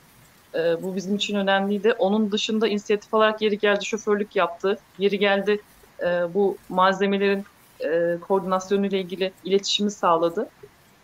Bu akşam müsait olmadığı için katılamadı. Ona da teşekkür ediyorum emekleri için, sağ olsun. Arzu Hanım vardı, yönetim kurulu üyemiz. Görsellerde az önce görmüş olduğunuz yangın tüplerinin tedariğini sağladı. Tıbbi malzeme, işte medikal ekipman, ilaç konusunda çok ciddi desteği oldu Arzu Hanım'ın. Yine aynı zamanda derneğimizin saymanı olduğu için hesap işlerinde çok fazla bizimle mesai harcamış oldu. Bunun yanı sıra Kadın El Sanatları kursumuzun kursiyerleri bilfiil kursu bırakarak gönüllü geldiler. Sadece oradaki yardım malzemelerinin tasniflenmesi ve dağıtılması ile ilgili görev aldılar. Genç kızlarımız vardı. Onlar sahaya zaman zaman gittiler. Daha müsait olan şartlarda. Zaman zaman da Kayseri merkezde ya da depoların tasnifiyle ilgili görev aldılar. Özellikle kadınlara özel malzemelerin hazırlanmasıyla ilgili, bunların özel poşetlenmesi, hazırlanmasıyla ilgili mesai harcadılar. Çocukların, bebeklerin ihtiyaçlarıyla ilgilendiler. Onun dışında saymak istediğim şeylerden bir tanesi de yardımların dışında manevi anlamda da çok fazla destek gördük. Hani bu maddi anlamda olmasa bile telefon konuşmaları, gelen mesajlar, bir kere derneğimiz ve federasyonumuzun daha fazla bilinir ve duyulur olması, hani hep söylenen tabanla iletişim kurma mevzusu, halka inme mevzusu vardır ya, çok bariz bir şekilde dile getirildi bu. Özellikle yaşı daha büyük olanlarımızla bir bariz örnek vermek isteyeceğim. Adnan Soyur abimiz aynı zamanda dernekte önemli isimlerden birisidir, sağ olsun. Annesinden bahsetti bir toplantıda. Gençliğinde bizi çok eleştirirdi derneğe gidiyorsunuz diye, ama bu yardım faaliyetlerini ben ona telefonumdan gösterdim. Bak dernek bunları yapıyor annem dediğinde. Babamızı kaybettiğimiz için artık annemin ekonomik özgürlüğü var. Ondan kalan bir maaşı var. Derneğe üye olmak istediğini ve belli miktarlarda bağış yapmak istediğini belirtti dedi. Bu bizim için çok çarpıcı örneklerden bir tanesiydi. Benzer şeyleri bizler kendi yakınlarımızda, çevremizde gördük. Hiç daha önce organik bir bağımız olmayan kişiler ya da kurumlarla irtibata geçtik. Onlar bu yardımı görünce, örneğin İzmir'den Tor Optimistler Derneği'nden Neslihan Hanım bana ulaştı. El örgüsü, el emeği ürünler vardı. Bölgeye ulaştırmamız için bize gönderdi, derneğimize gönderdi. Yerelde yine Kayseri'de farklı dernekler, STK'lar, baro gibi kuruluşlar, sendikalar bir organizasyon yapmıştı. Birbirimizle paslaşarak birbirimizde olmayan ürünlerle ilgili irtibata geçiyorduk. Ciddi anlamda bir sinerji oluştu. Şunu da altını çizmek istiyorum. Kafkas Dernekleri Federasyonu gerçekten çok büyük bir emek sarf etti. Bizimle sürekli irtibat halindeydi. Bizim yükümüzü hafifletmek için elinden geleni yaptılar. Sedat Bey de belirtmişti az önce. Koordinasyonla ilgili ciddi emekleri vardı. Bunun yanı sıra diğer kurumlar, dernekler ya da bireysel aktivistler de sahadaydı. Örneğin Kayseri'de biz depremin olduğu gün eğer herhangi bir sorun olmasaydı ortaokullarda seçmeli derslerde Çerkezce seçenler için İstanbul'daki İKKD Bağlarbaşı Derneğimizin Laz Enstitüsü ile birlikte yürüttüğü bir Avrupa Birliği projesi kapsamında eğiticinin eğitimi programı düzenleyecektik. Hatta üniversiteden bir hocamız öğretmen evinde o gece misafirdi. Gece olan depremden sonra apar topar onu Ankara'ya yolcu ettik. İkinci depremde zaten biz de güvenli alanlara geçmiştik. Bu iptal olmuştu. Bu nedenle kurulan WhatsApp grubundaki öğretmen arkadaşlar 26 kişilerdi. Deprem sonrası derneğimizi ziyarete geldiler. Biz her türlü destek için yanınızdayız dediler. Başta kırtasiye olmak üzere kaynak kitap ya da ders takviyesi anlamında hocalar ders verebileceklerini söylediler. An itibariyle 250-300 kişilik bir WhatsApp grupları var ve onlar derneklerden bağımsız görünse de bizlerle koordineli bir şekilde bizlere işte iletişim kurarak bizim ulaştığımız ailelerden bilgileri alarak kırtasiye da eğitim desteği isteyen öğrencilere ulaştılar. Kendi imkanları ölçüsünde burslar vermeye başladılar. Normalde bir araya gelmesini çok fazla düşünmediğimiz kişiler ya da kurumlar bu olay nedeniyle bir araya geldiler. Bu belki bazı şartlarda çok mümkün görünmüyordu. Belki her şerde bir hayır vardır dedikleri de buna vesile oldu. Bilemiyorum. Onun dışında da belirtmek istediğim, süremiz geçtiği için söz almışken onu da söyleyeyim. Biraz dağınık konuşuyorum ama bölgede depremzede olan dernek yönetim kurulu üyelerimiz depremzede olmanın doğal sonucu olarak oldukça yıprandılar ve stresli süreç geçirdiler. Bir kısmı aktif görev alamadılar. Bu manada zaten bizler onların yerine devreye girmek gerektiği için inisiyatif aldık. Bazen iletişim hataları oldu. Çünkü hakikaten çok zor şartlarda stres altında çalıştı arkadaşlar. Onlar da zaten yorgunlardı. An itibariyle birçok konu konuşuldu. Bazen sosyal medyada da konular açılıyor vesaire. Ancak ciddi bir güç birliğimizin olduğunu görmek beni gelecek adına çok umutlandırdı. Elbette ki sorunlarımız olacak. Biz çok büyük bir aileyiz. Zaman zaman sürtüşmelerimiz de olacak. Ama hakkaniyetli olmakta da ilerleyen zamanda yine beraber olabilmek adına fayda olacağını da düşünerek oradaki arkadaşların yaşadığı sıkıntıları biliyor. Çok zor günler atlattıklarını biliyor. Ancak sahada emek verenlerin de emeğinin hakkının verilmesi gerektiğini özellikle dile getirmek istiyorum. Burada dediğiniz gibi bir yarış vesaire söz konusu değil. Ancak ilerleyen zamanda inisiyatif alabilmekle ilgili insanların kafasına soru işareti oluşmaması adına bu manada sadece biz değil, kim görev aldıysa bu hemşire derneklerinden bahsetmiyorum.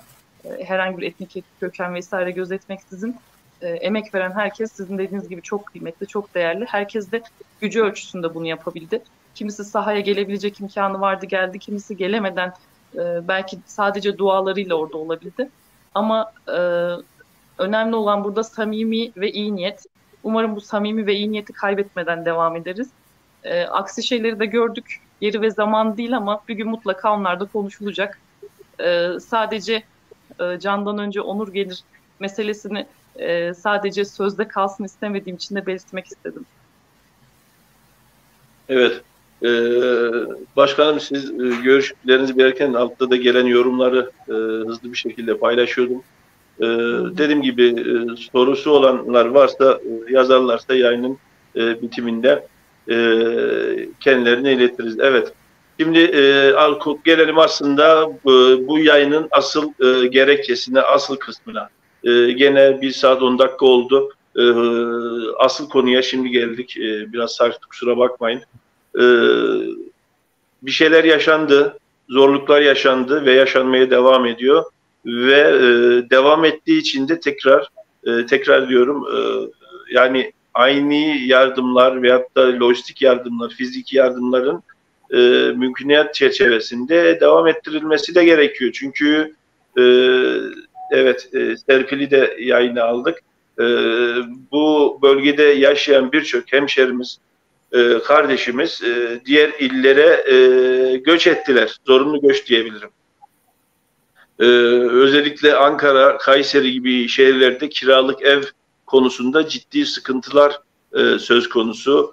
2 liralık kiralar oldu, 4 lira, evler bulunmaz oldu vesaire vesaire. Bu anlamda da sadece bölgedeki değil, bölgeden gelen insanlara da bir anlamda elden geldiğince yardım etmeye çalışıyor kuruluşlarımız. Kayseri'de gelenler için ne yapıldı? Serpil, sen özellikle bu komitede de uğraştığını belirtti arkadaşlarımız. Bu işler nasıl gidiyor? Bilgi verebilir misin acaba?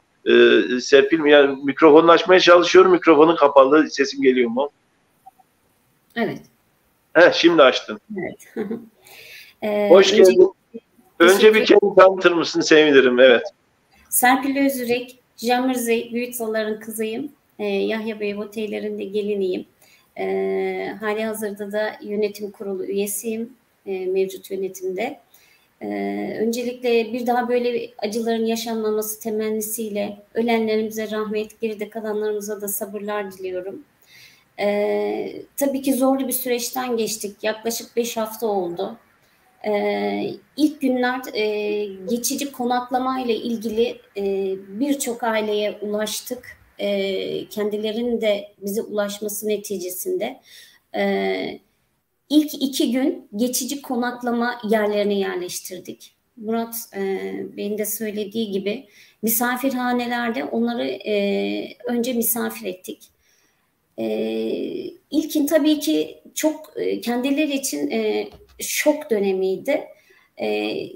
Yeterli düzeyde açıkçası iletişim dahi kuramıyorduk kendileriyle. O ilk 2 gün kritik bir gündü bizim için. Bunu atlattıktan sonra zaruri olarak tabii ki kalıcı konaklama yerlerine ihtiyaç duyuldu. Kalıcı konaklama yerlerine de ben buradan özellikle Kayseri'de yaşayan hemşerilerimize çok çok teşekkür ediyorum. Bize ev bağışında bulundular. Şu şekilde kendileri bizlere ulaştı. Benim annemin bir evi var, şu an kullanılmıyor. Burada 2 aileyi ya da 3 aileyi misafir edebiliriz. Ya da benim şöyle bir köy evim var, şöyle bir bağ evim var. Biz burada ailelerimizi misafir etmek istiyoruz şeklinde bize bağışlarda bulunuldu. Biz onların tek tek tabii ki kaydını tuttuk. Daha sonra ailelerimizin durumlarına göre bu evlerle birlikte eşleştirmeler yaptık. En uygun dediğim gibi ilk etapta çok şok halinde oldukları için belli bir korku içerisindelerdi.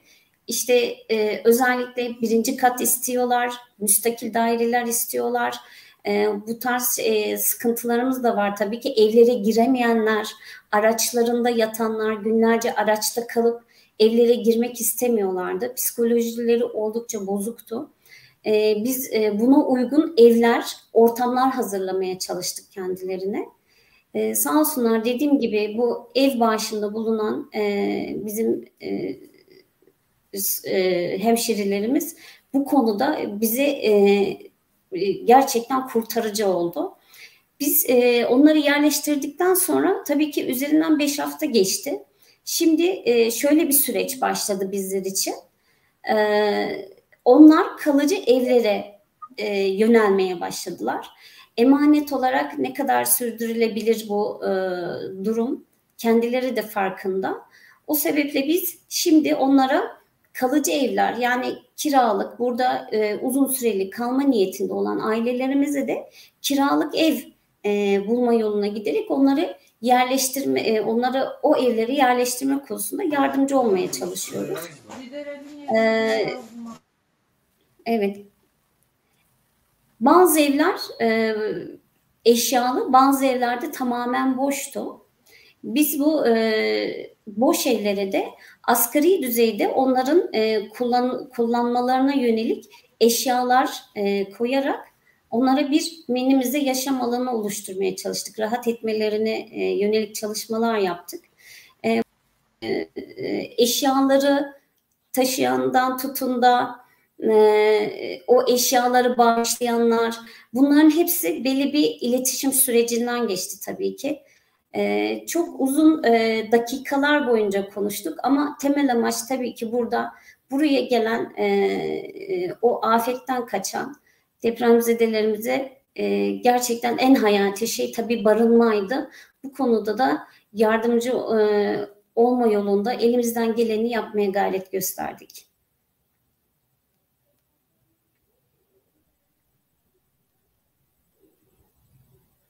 Peki biraz önce bahsettiğim gibi deprem bölgesinin yanı sıra diğer bölgelerde, yani depremzedelerin gittiği bölgelerde de ihtiyaçlar devam ediyor.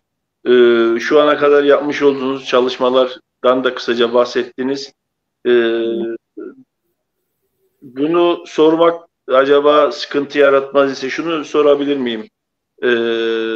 Bu evlerde gerek kiralık ev ihtiyacı açısından, gerek eşya açısından, mutfak eşyası olur, ne bileyim, giyim eşyası vesaire, yani hayati idame esnasında ihtiyaç duyulan eşyalar. Mesela yakında kısa bir zaman sonra Ramazan ayına da gireceğiz. Burada da insanlarımız biraz daha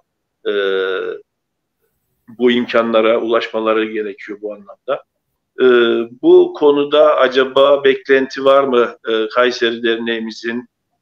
Buradan yurttaşlarımıza, hemşehrilerimize demek istediğimiz ihtiyaçlar var mıdır acaba? Şöyle ben bunu genişletmek istiyorum. İhtiyaçlar muhakkak vardır. Biraz sonra Serpil Hanım da bahsedecek ama mesela Ankara'da belediyenin ve resmi kurumların bu anlamdaki faaliyetlerinde evet, yani zor anlamda kullanılmış eşyalar da bir nebzede faydadır. Yani beğenmemezlik ediliyor gibi anlamda lütfen aksedilmesin ama kullanılabilir eşyaların da verilmesinin önemli olduğunun altını özellikle çizmek istiyorum. Burada kendi çevremizde olsun, Ankara'da, iş yerinde olsun vesairede olsun, bu tip sıkıntıları birebir gördüğüm için böyle bir dip not da kendi gözlem olarak düşmek istedim. Bu anlamda izleyenlere, halkımıza çağrınız nedir acaba? Böyle bir durum söz konusuysa insanlarımız nereye ulaşması lazım Serpil Hanım? Evet. Tabii ki süreç devam ediyor, bitmiş değil. Özellikle konaklama anlamında elbette ki yardımlarını hala bekliyoruz. Özellikle ev konusunda. Hali hazırda talepler tabii ki azaldı. İlk haftaya nazaran herkes belli bir konum aldı kendince.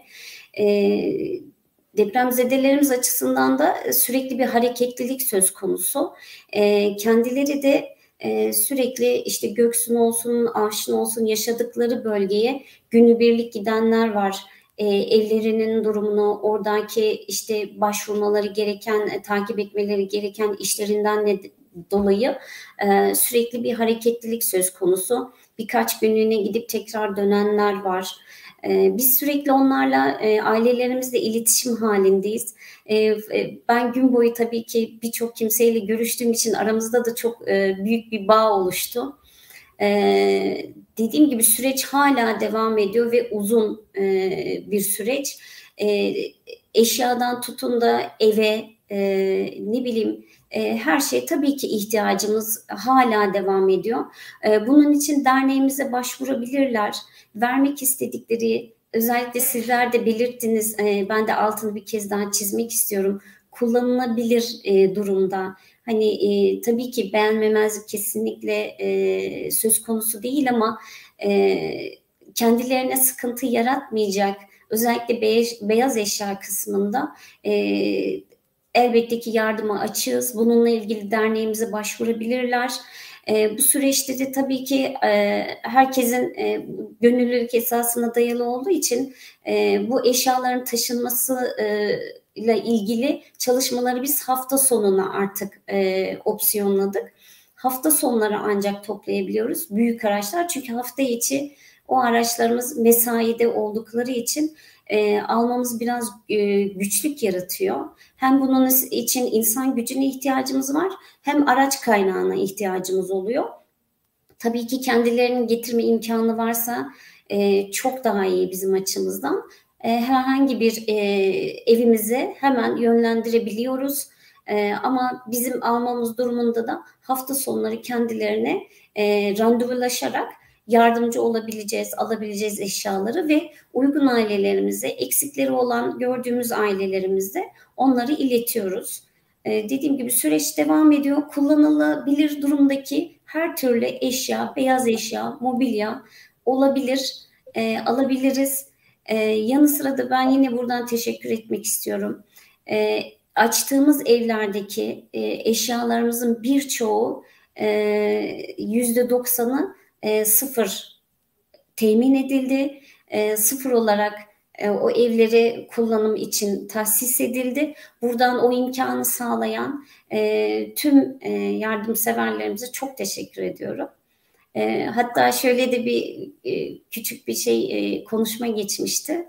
Eve yerleştirdiğimiz bir aile günlerdir arabada kaldığı için haliyle yorgunlar, kendilerini kötü hissediyorlar. Tabii ki rahat bir ev ortamına girdikleri zaman demişlerdi, bana çok dokundu. Biz bu eşyalar üzerinde yatamayız ki, kendimizi çok kötü hissediyoruz, çok kirli hissediyoruz diye böyle teşekkürlerinizi sunmuştu bize. Ben dediğim gibi bu imkanı bizlere sağlayan, biz sadece aracıyız. O yardımseverlerimize çok teşekkür ediyorum burada. Evet. Gene tekrar edeceğim ama Allah razı olsun hepsinden. Ellerine, kullarına sağlık diyorum. Yaptıkları emekleri kadar Rabbim sevaplarını arttırsın. Onlara sevap olarak, bereket olarak, bolluk olarak geri döndürür inşallah diyorum.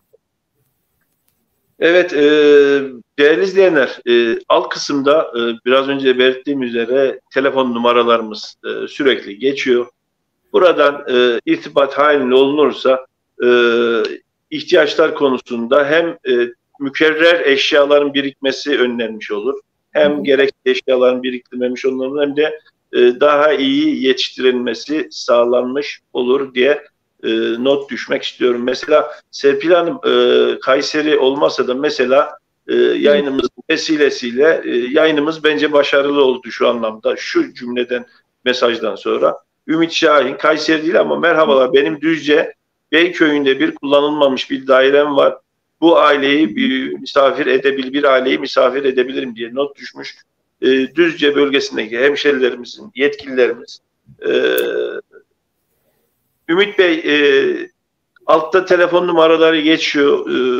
Arkadaşlarımıza irtibat kurarsanız Düzce bölgesiyle irtibatlandırabilirler diye tahmin ediyorum. Evet, çok güzel de bir noktaya değindi. Ümit Bey'e de çok teşekkür ediyorum.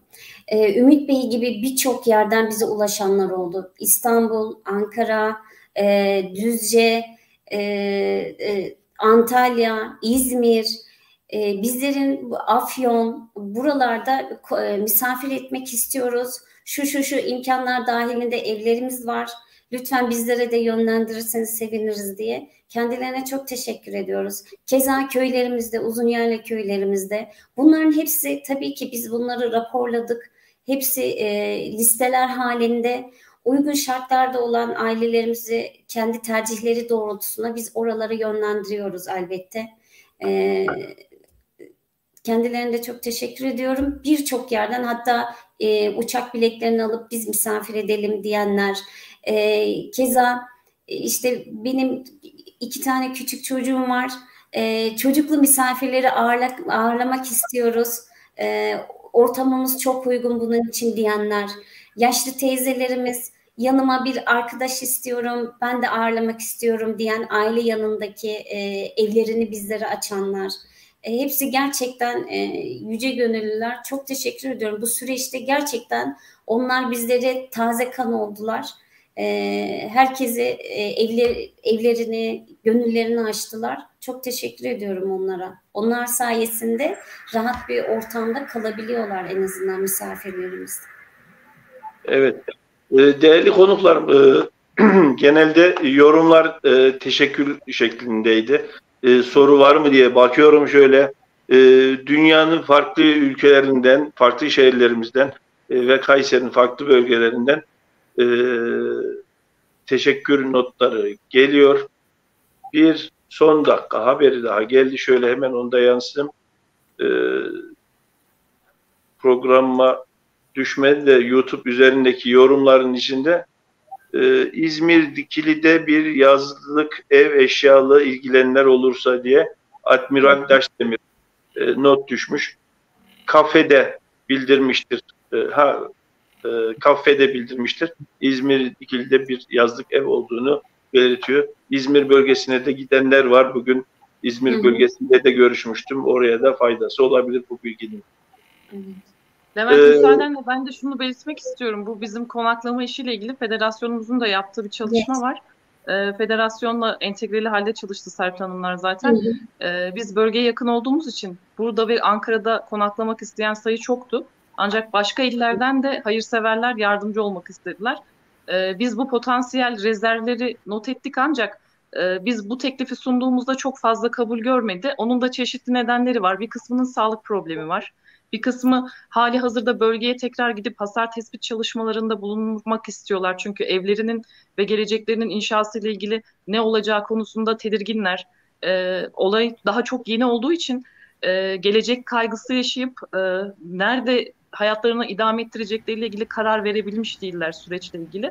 O nedenle konar göçer durumda olanlar da var bir kararsızlık nedeniyle. Uzak illeri tercih etmiyorlar. Köy çok tercih edilmiyor. Köyün tercih edilmeme nedenlerinin bir kısmı çocuğu olanların taşımalı eğitim vesaire gibi zor koşulları seçmek yerine şehir merkezini tercih etmeleri. Ya da hali hazırda sağlık problemleri olanlar var. Uzuvlarını kaybedenler, fizik tedavi görmesi gerekenler, başka kronik hastalığı olanlar, özellikle Göksu'nun köylerinde yaşayanlar zaten yaşı ileri kişiler genelde. Öyle olunca da daha konforlu alanları tercih etme sebepleri var. Kayseri'de de biz şu sorunu çok yaşadık açıkçası. Kayseri'nin mimarisi maalesef yatay mimari değil. Çok yüksek katlı binalar. O manada Serpil Hanımlar çok zorlandılar. Çünkü bize hayırseverlerin verdiği evlerin bir kısmı yüksek katlardaydı. Doğal olarak bu korkuyla yüksek katlara girmek istemiyorlardı. Ev bulsak dahi belli bir süre sonra ya en baştan hiç girmediler ya hemen tekrar başka bir yere geçmek istediler. Diğer konu da şu, sobalı evlerle ilgili dediğim gibi yaşları ileri olduğu için bunu yapamama durumları söz konusuydu. Ya da sobalı evlerin çok çok eski ve bir takım bakım tadilat gerektirmesi gibi sorunlar vardı. Tek üzüntülü şey de şunu söylemeden geçemeyeceğim maalesef. Bazı ev veren yardımseverlerimiz de Suriyeli Çerkez olmasın dediler. Çerkez olsa dahi Suriyeli olmasın dediler. Bu beni çok üzdü. Bunu beklemezdim açıkçası. O sitemimi de dile getirmek istiyorum. Bu da ülkenin getirmiş olduğu konjektörlerden birisi olarak değerlendirelim yani şahıs olarak değil de. Az önceki sorunla ilgili de şöyle bir hemen kısa yanıt vereyim. Arada kaynamış gibi olmasın. Hali hazırda federasyon ve derneğimize gelen yardımlarla ilgili aslında başlangıçta devletin getirdiği bir yasak söz konusuydu. Ancak an itibariyle geçen hafta itibariyle bir yazı yayınlandı ve ayni ve nakdi yardımlarla ilgili herhangi bir sıkıntı olmadığına dair. Tüzüklerinde yardım konusu yer alsın almasın STK'lar yardım yapabilirler, görev alabilirler depremle ilgili. Çünkü bu bir afet durumudur şeklinde. Böyle olunca ayni yardımların zaten dağıtılması sağlanmıştı ama nakdi yardımlarla ilgili bir rezerv mevcut. Ancak şunu açık sözlükle dile getirmek zorundayız. Her haneye bir konteyner verebilecek bir yardım maalesef yok elimizde. Yani ne derneğimizin bütçesinde var ne federasyonumuzunkinde. Bu yüzden bu öz kaynakları verimli ve etkili kullanmak adına işte farklı bunun türevleri nedir? OSB diye bir malzemeden bahsedildi. Bununla ilgili bir şey yapılabilir mi? Ya da önümüz biraz daha yazda doğru döndüğü için çadır yine bir çözüm olabilir mi? Çünkü devletin de kalıcı çözümleri gelecek. Barınma elbette ki çok büyük bir sorun ancak şunu da yaşıyoruz ki aslında Göksun ve köylerinde yaşamayıp başka illerde işte Maraş merkez olabilir, diğer İskenderun, Reyhanlı gibi yerlerde yaşayıp tekrar köylerine dönmek zorunda kalanlar merkezdeki yıkıntıdan ötürü mevcuttaki sayıyı da çoğalttılar. Örneğin köyde bir hane olan belki şu an 5 haneye çıkacak ve bizim bu potansiyeli karşılama gibi bir durumumuz maalesef söz konusu değil. Geçenlerde Kadınlar Günü münasebetiyle biz bir etkinlik tertipledik. Kadınlarımızla hem hal olalım, dertleşelim istedik. Depremzede kadınlarımız vardı, sahada gönüllü kadınlarımız vardı. Burada da dile getirdiler. Hazır yönetimden birilerini bulmuşken bunu söylemek istiyoruz. Bizim böyle bir talebimiz var dediler. Keşke gücümüz yetse hepsine birer tane verebilsek ama maalesef hem barınma ihtiyacını karşılayıp hem de önümüzdeki en azından bir seneyi biz öngörüyoruz. Şehir merkezinde ya da farklı yerlere gelerek depremzedelerin ikamesi söz konusu. Onların hayatını devam ettirebilmesi için de bir takım desteklere ihtiyaçları olacak. O manada bu kaynakları kullanmak adına sadece barınmaya versek diğer ihtiyaçlar kalacak. Bu manada bir duyuruyu da biz yapmak isteriz. Sizin dediğiniz gibi Ramazan yaklaşıyor. Zekat, fitre, iaşe ya da alışveriş market kartları var artık son birkaç yılda ortaya çıkan. Bunların dağıtımı ile ilgili de yine biz aracılık yapmaya talibiz. Bu manada da hayırseverlerimizi biz ya da diğer derneklerimiz olsun bu şekilde değerlendirmelerini rica ederiz. Evet. Şimdi sorulara geçmek istiyorum. Erkan abi yazmış. Sorular kaydı, hemen yorum. Şimdi Niyazi Mit bana yazmış. Levent abi soruyu yansıtmayacaksanız niye soru sorun diyorsunuz diye not düşmüş. Değerli kardeşim, bu direkt YouTube'dan almıyorum. Yazdığın soruyu bir daha yazarsan benim şeye %90 düşüyor, %10'u düşmeyebiliyor. Bu farklı bir platformdan yayın yapıyorum. Olabilir. Sorunu bir daha yazarsan sorayım kardeşim. Soru eylemiyorum. Erkan abi, evet, soruyu buldum. Ana yurtla iletişim nasıldı diye sormuş. Arkadaşlar yanıtlamak ister misiniz? Sürekli ben konuşuyor olmayayım isterseniz. Başkanım siz yanıtlasanız daha. Evet, bu konu. Ana yurtla ilgili olarak şöyle bir parantez açmak istiyorum. Yakın zamanda malum Rusya-Ukrayna savaşı nedeniyle silah altına girmek istemeyen bir grup vardı ve derneklerimiz bunlarla ilgili de yine aksiyon almıştı. Yine bu şekilde iletişimde olduğumuz kişiler ya da kurumlar vardı. Bu aileler bize yardım konusunda öncülük ettiler açıkçası. Kayseri'de yardımcı olduğumuz kişilerden tutun, İstanbul'da şu an ikamet eden, geçici ikametleri olan kişiler olsun. Keşke dediğim gibi Gökhan olabilseydi daha detaylı bilgiler verirdi. Onlar hem gelip bir kısmı gelebilenler sahada da görmek istediler. Göksun köylerine, Maraş'a gidebildiler Gökhan'la. Bir kısmı da bizimle iletişim kurarak yardımlarını iletmek istediler. Onun haricinde bir takım ikinci, üçüncü şahıslar aracılığıyla, örneğin Cihat Ulus aracılığıyla bize ulaşanlar oldu. Çünkü kendisinin orada hem ticari bir ilişkisi hem çevresi olduğu için Cihat abi sağ olsun aracılık yaptı bu konuda. Bir Tok İslam bana ulaştı mesela. Orada burada Ansibo Fatih diye bir arkadaşımız var. Gençliğimizde biz beraber tiyatroda oynamıştık dernekte. Onu iş kıyafetleriyle görmüşler. Bir sürede haber alamamışlar. Depremzede olduğunu düşünmüşler Runeboşları. Mesela bu tarz iletişim bilgileri almak isteyenler de oldu Anavatan'la ilgili. Bunun dışında dönmek, oraya geçmek isteyenlerle ilgili Bekir Sami Başkan beni aramıştı. İsterseniz böyle bir organizasyon yaparak Markop'a misafir edebileceklerini söyleyenler var demişti. Yanı sıra yakın zamanda Dünya Psevadiye Kase DÇB gelmişti ziyarete. O konuda biz dernek olarak herhangi bir inisiyatif almadık. Federasyonumuzla iletişime geçerek geldiler. Bizimle irtibatlansalardı karşılık bulur muydu? O konuya hiç girmek istemiyorum. Çünkü dünya görüşümüz ideolojik anlamda çok farklı. Bunun yeri ve zamanı olduğunu düşünmüyorum. Ama az önce söylediğim gibi çok insani ve acil bir durum olduğu için bu anlamda bize ulaşmak isteyen herkes bir şekilde ulaştı. Burada yüksek lisansını yapan Zalim Hoca var Erciyes Üniversitesi'nde. Bir süredir biz onlarla hem ailecek hem dernek anlamında görüşüyoruz. Eşi Zalina Hanım derneğimizle ilgili çocuklara ana dil eğitiminde kreş düzeyindeki çocuklarımıza ders vermişti. Mesela onlar bir meblağı kendi iletişim ağlarıyla toplayarak bize ulaştırmak istediklerini söylediler. Bu ve benzeri girişimler oldu. Zaten onların bu durumdan çok fazla üzgün olduğunu, yanımızda olmak istediklerini çeşitli yollardan bize ileten çok kişi de oldu.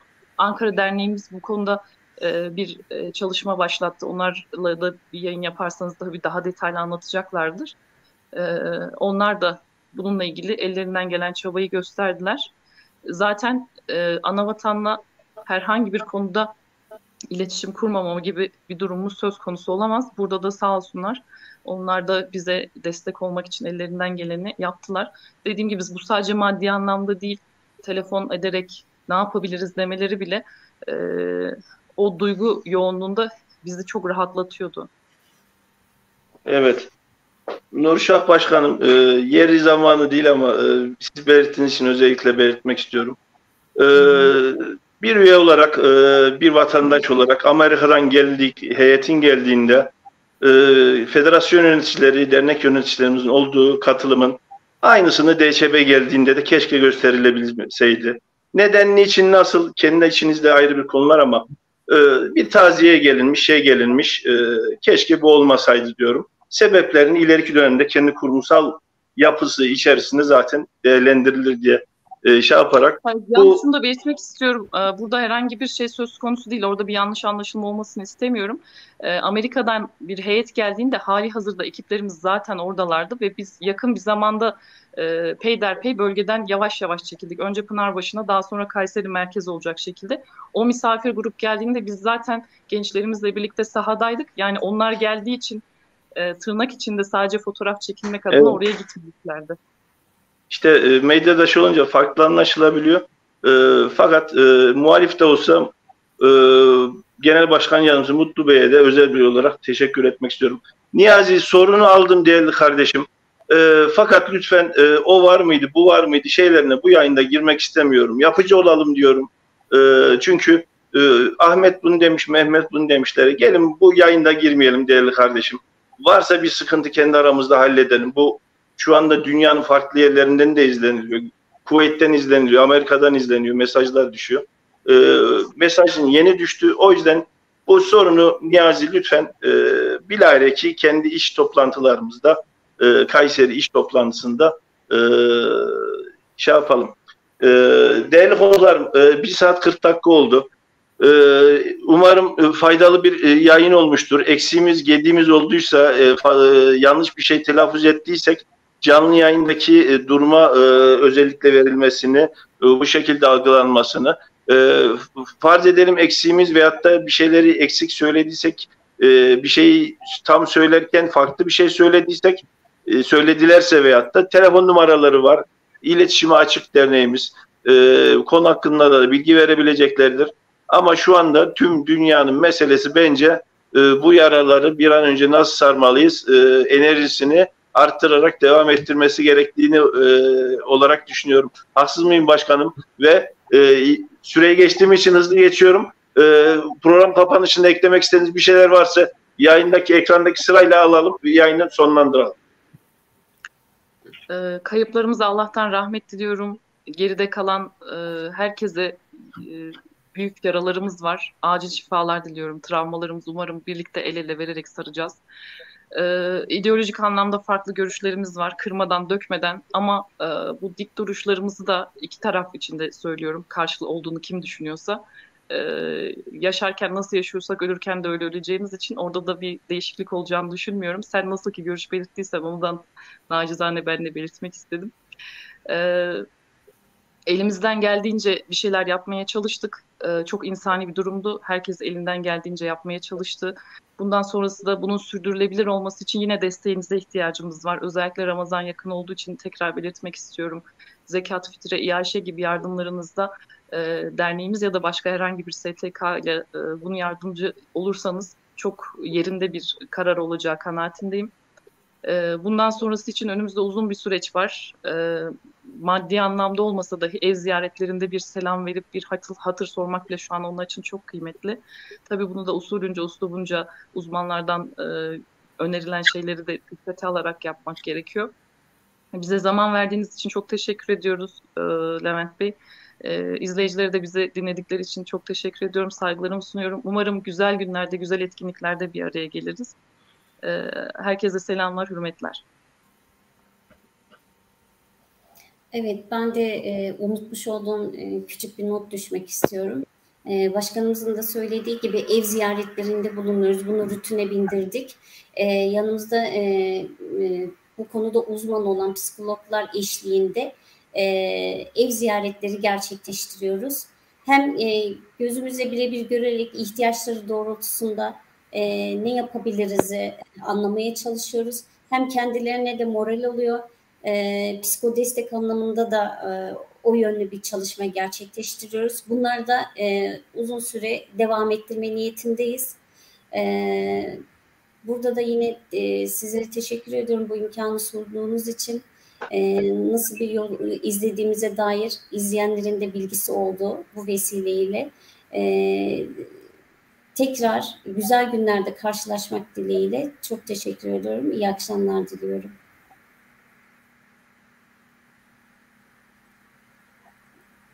Murat. Herkese tekrardan geçmiş olsun. Buyurun. Sıra sendeydi kardeşim o anlamda.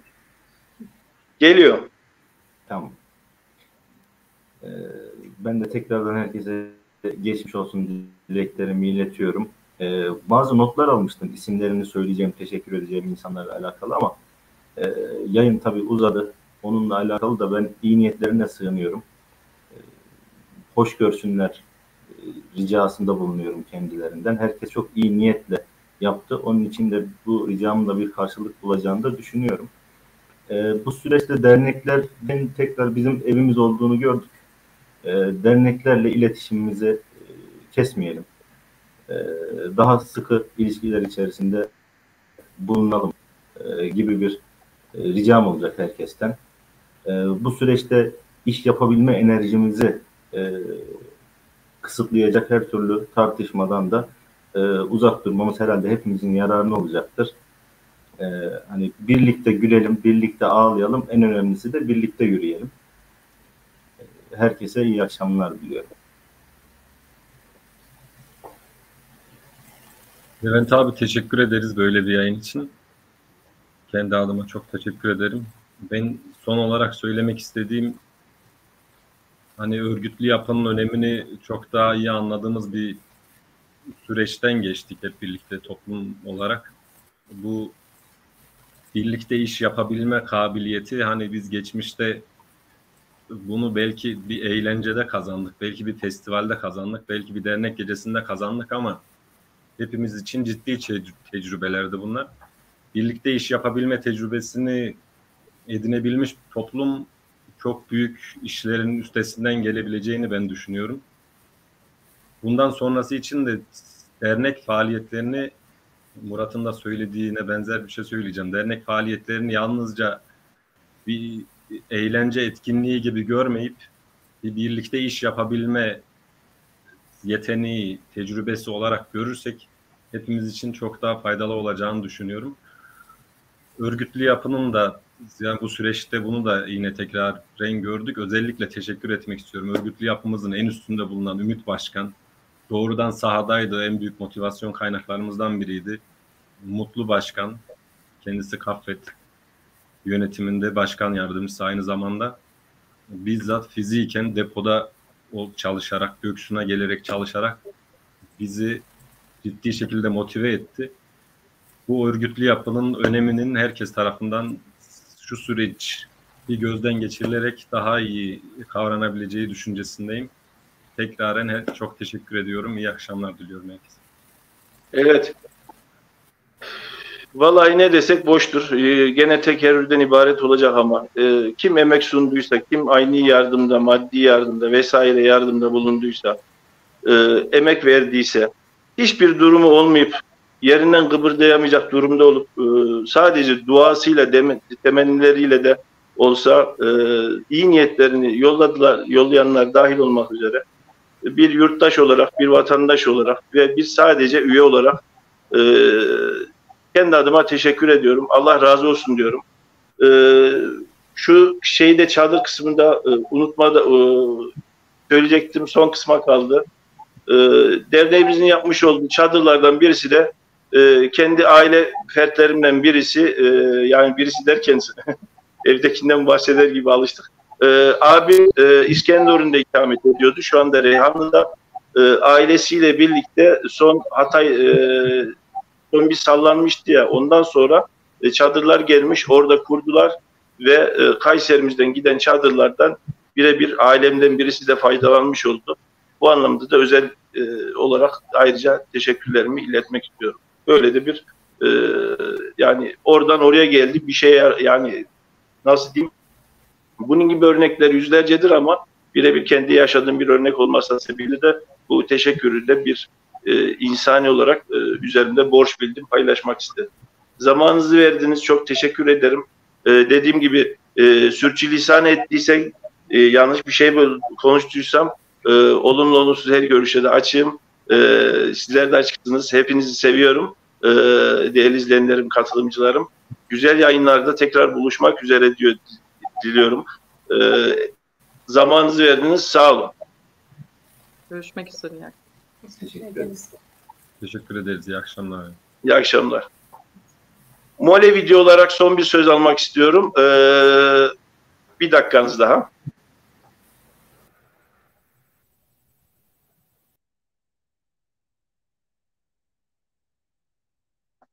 Evet, bir haber kanalında adet oldu. Yayınların haber programı bitişinde yorum ekliyor. Bir fert olarak bir yorum eklemek istiyorum. Her zaman diyorum, ben herhangi bir kurumla veyahut da herhangi bir yapıyla direkt bağlantısı olup birilerinin adına yayın yapan biri değilim. Tamamen kendi evimde, kendi konutumda bireysel enerjisiyle ve gelen tabii ki katkılar da oluyor. Onların yardımlarıyla da olsa yayınlarını devam ettirmeye çalışan bir ferdim. Bunun altını özellikle çizmek istiyorum. Eksiğim, gediğim fazla olabilir. Fakat elimden geldiğince yapıcı olmaya çalışıyorum. Sıkıntılarımız varsa kendi içimizde halledilmesinin taraftarıyım her zaman olduğu gibi. Ve bu anlamda sürçülisan ettiysem affola diyorum. Ve asıl belirtmek istediğimiz konuya gelince, değerli izleyenler, derneklerimiz, kurumlarımız Ahmet'in, Mehmet'in yapısında elinde olan yapılar değildir. Oraya üye olarak katkı sunabiliriz. Görüyorsunuz, yurdumuzun, dünyanın farklı bölgelerinden farklı insanlar, farklı dernekler, keza aynı şekilde mesela bugünkü bölümümüzde Kayseri'deydik. Kayseri'de farklı kurumlarımız bölgeye veyahut da bunun gibi insani durumlarda yardım etmeye çalıştı. Az etti, çok etti, şu oldu, bu oldu, aynı mesele. Ama bu kurumlara nasıl üye olursak, nasıl içinde yer alırsak, mesela Onur arkadaşımız uzun yayında gençler arabayla gitti dedi. 3 araba değil 5 araba giderdik. Üye potansiyelimiz veyahut da katılımcımız biraz daha artarsa 10 arabaya çıkar. 20 arabaya çıkar. Ne bileyim 30 kamyon gittiyse 130 kamyona çıkar. O yüzden herkes gönüllülükle bir şeylerin altına elini atıyor ki derneklerimize, kurumlarımıza, görüyorsunuz güzel bir örnek. Pandemide gördük. Suriye'den gelen hemşerilerimizde gördük. Suriye'den gelenlerin ana vatana yönlendirmesinde gördük. Van depreminde gördük Türkiye'de. Diğer ülke içerisinde yaşadığımız sıkıntılarda da gördük. Veyahut da ana vatandaki bazı durumlarda da gördük. Birin 5 olması, 5'in 10 olması gene bizlerin inisiyatifinedir. O yüzden birisinin kaşı var, birisinin gözü var, birisinin kulağı var veyahut da ne de olsa birileri yapıyor, ne de olsa bir şeyler yapıyor deyip lütfen bırakmayalım. Bu benim serzenişimdir çünkü toplumsal aktivitelere yıllardır bir nebze de olsa, uzaktan da olsa, içinden de olsa katılmaya özen gösteren, gözlemlerini yapan birisiyim. Kişiler genelde aynı kalıyor. Bu bir sıkıntı aslında. Bu yelpazeyi genişletelim. Dediğim gibi 5-10 yapalım, 10-15 yapalım. 5 kamyon 15 olurdu, 25 olurdu, 35 olurdu. Bu yelpazenin genişletmesi yine siz değerli halkımızda, değerli insanlarımızda olduğunu düşünüyorum. Bu anlamda derneklerimize, dünya görüşünüz farklı olabilir, inancınız, bakışınız, ne bileyim ahbap, çavuş ilişkiniz farklı olabilir. Gidin A'ya gidin, B'ye gidin, C'ye gidin, neye gidiyorsanız gidin ama üye olun ve katılın.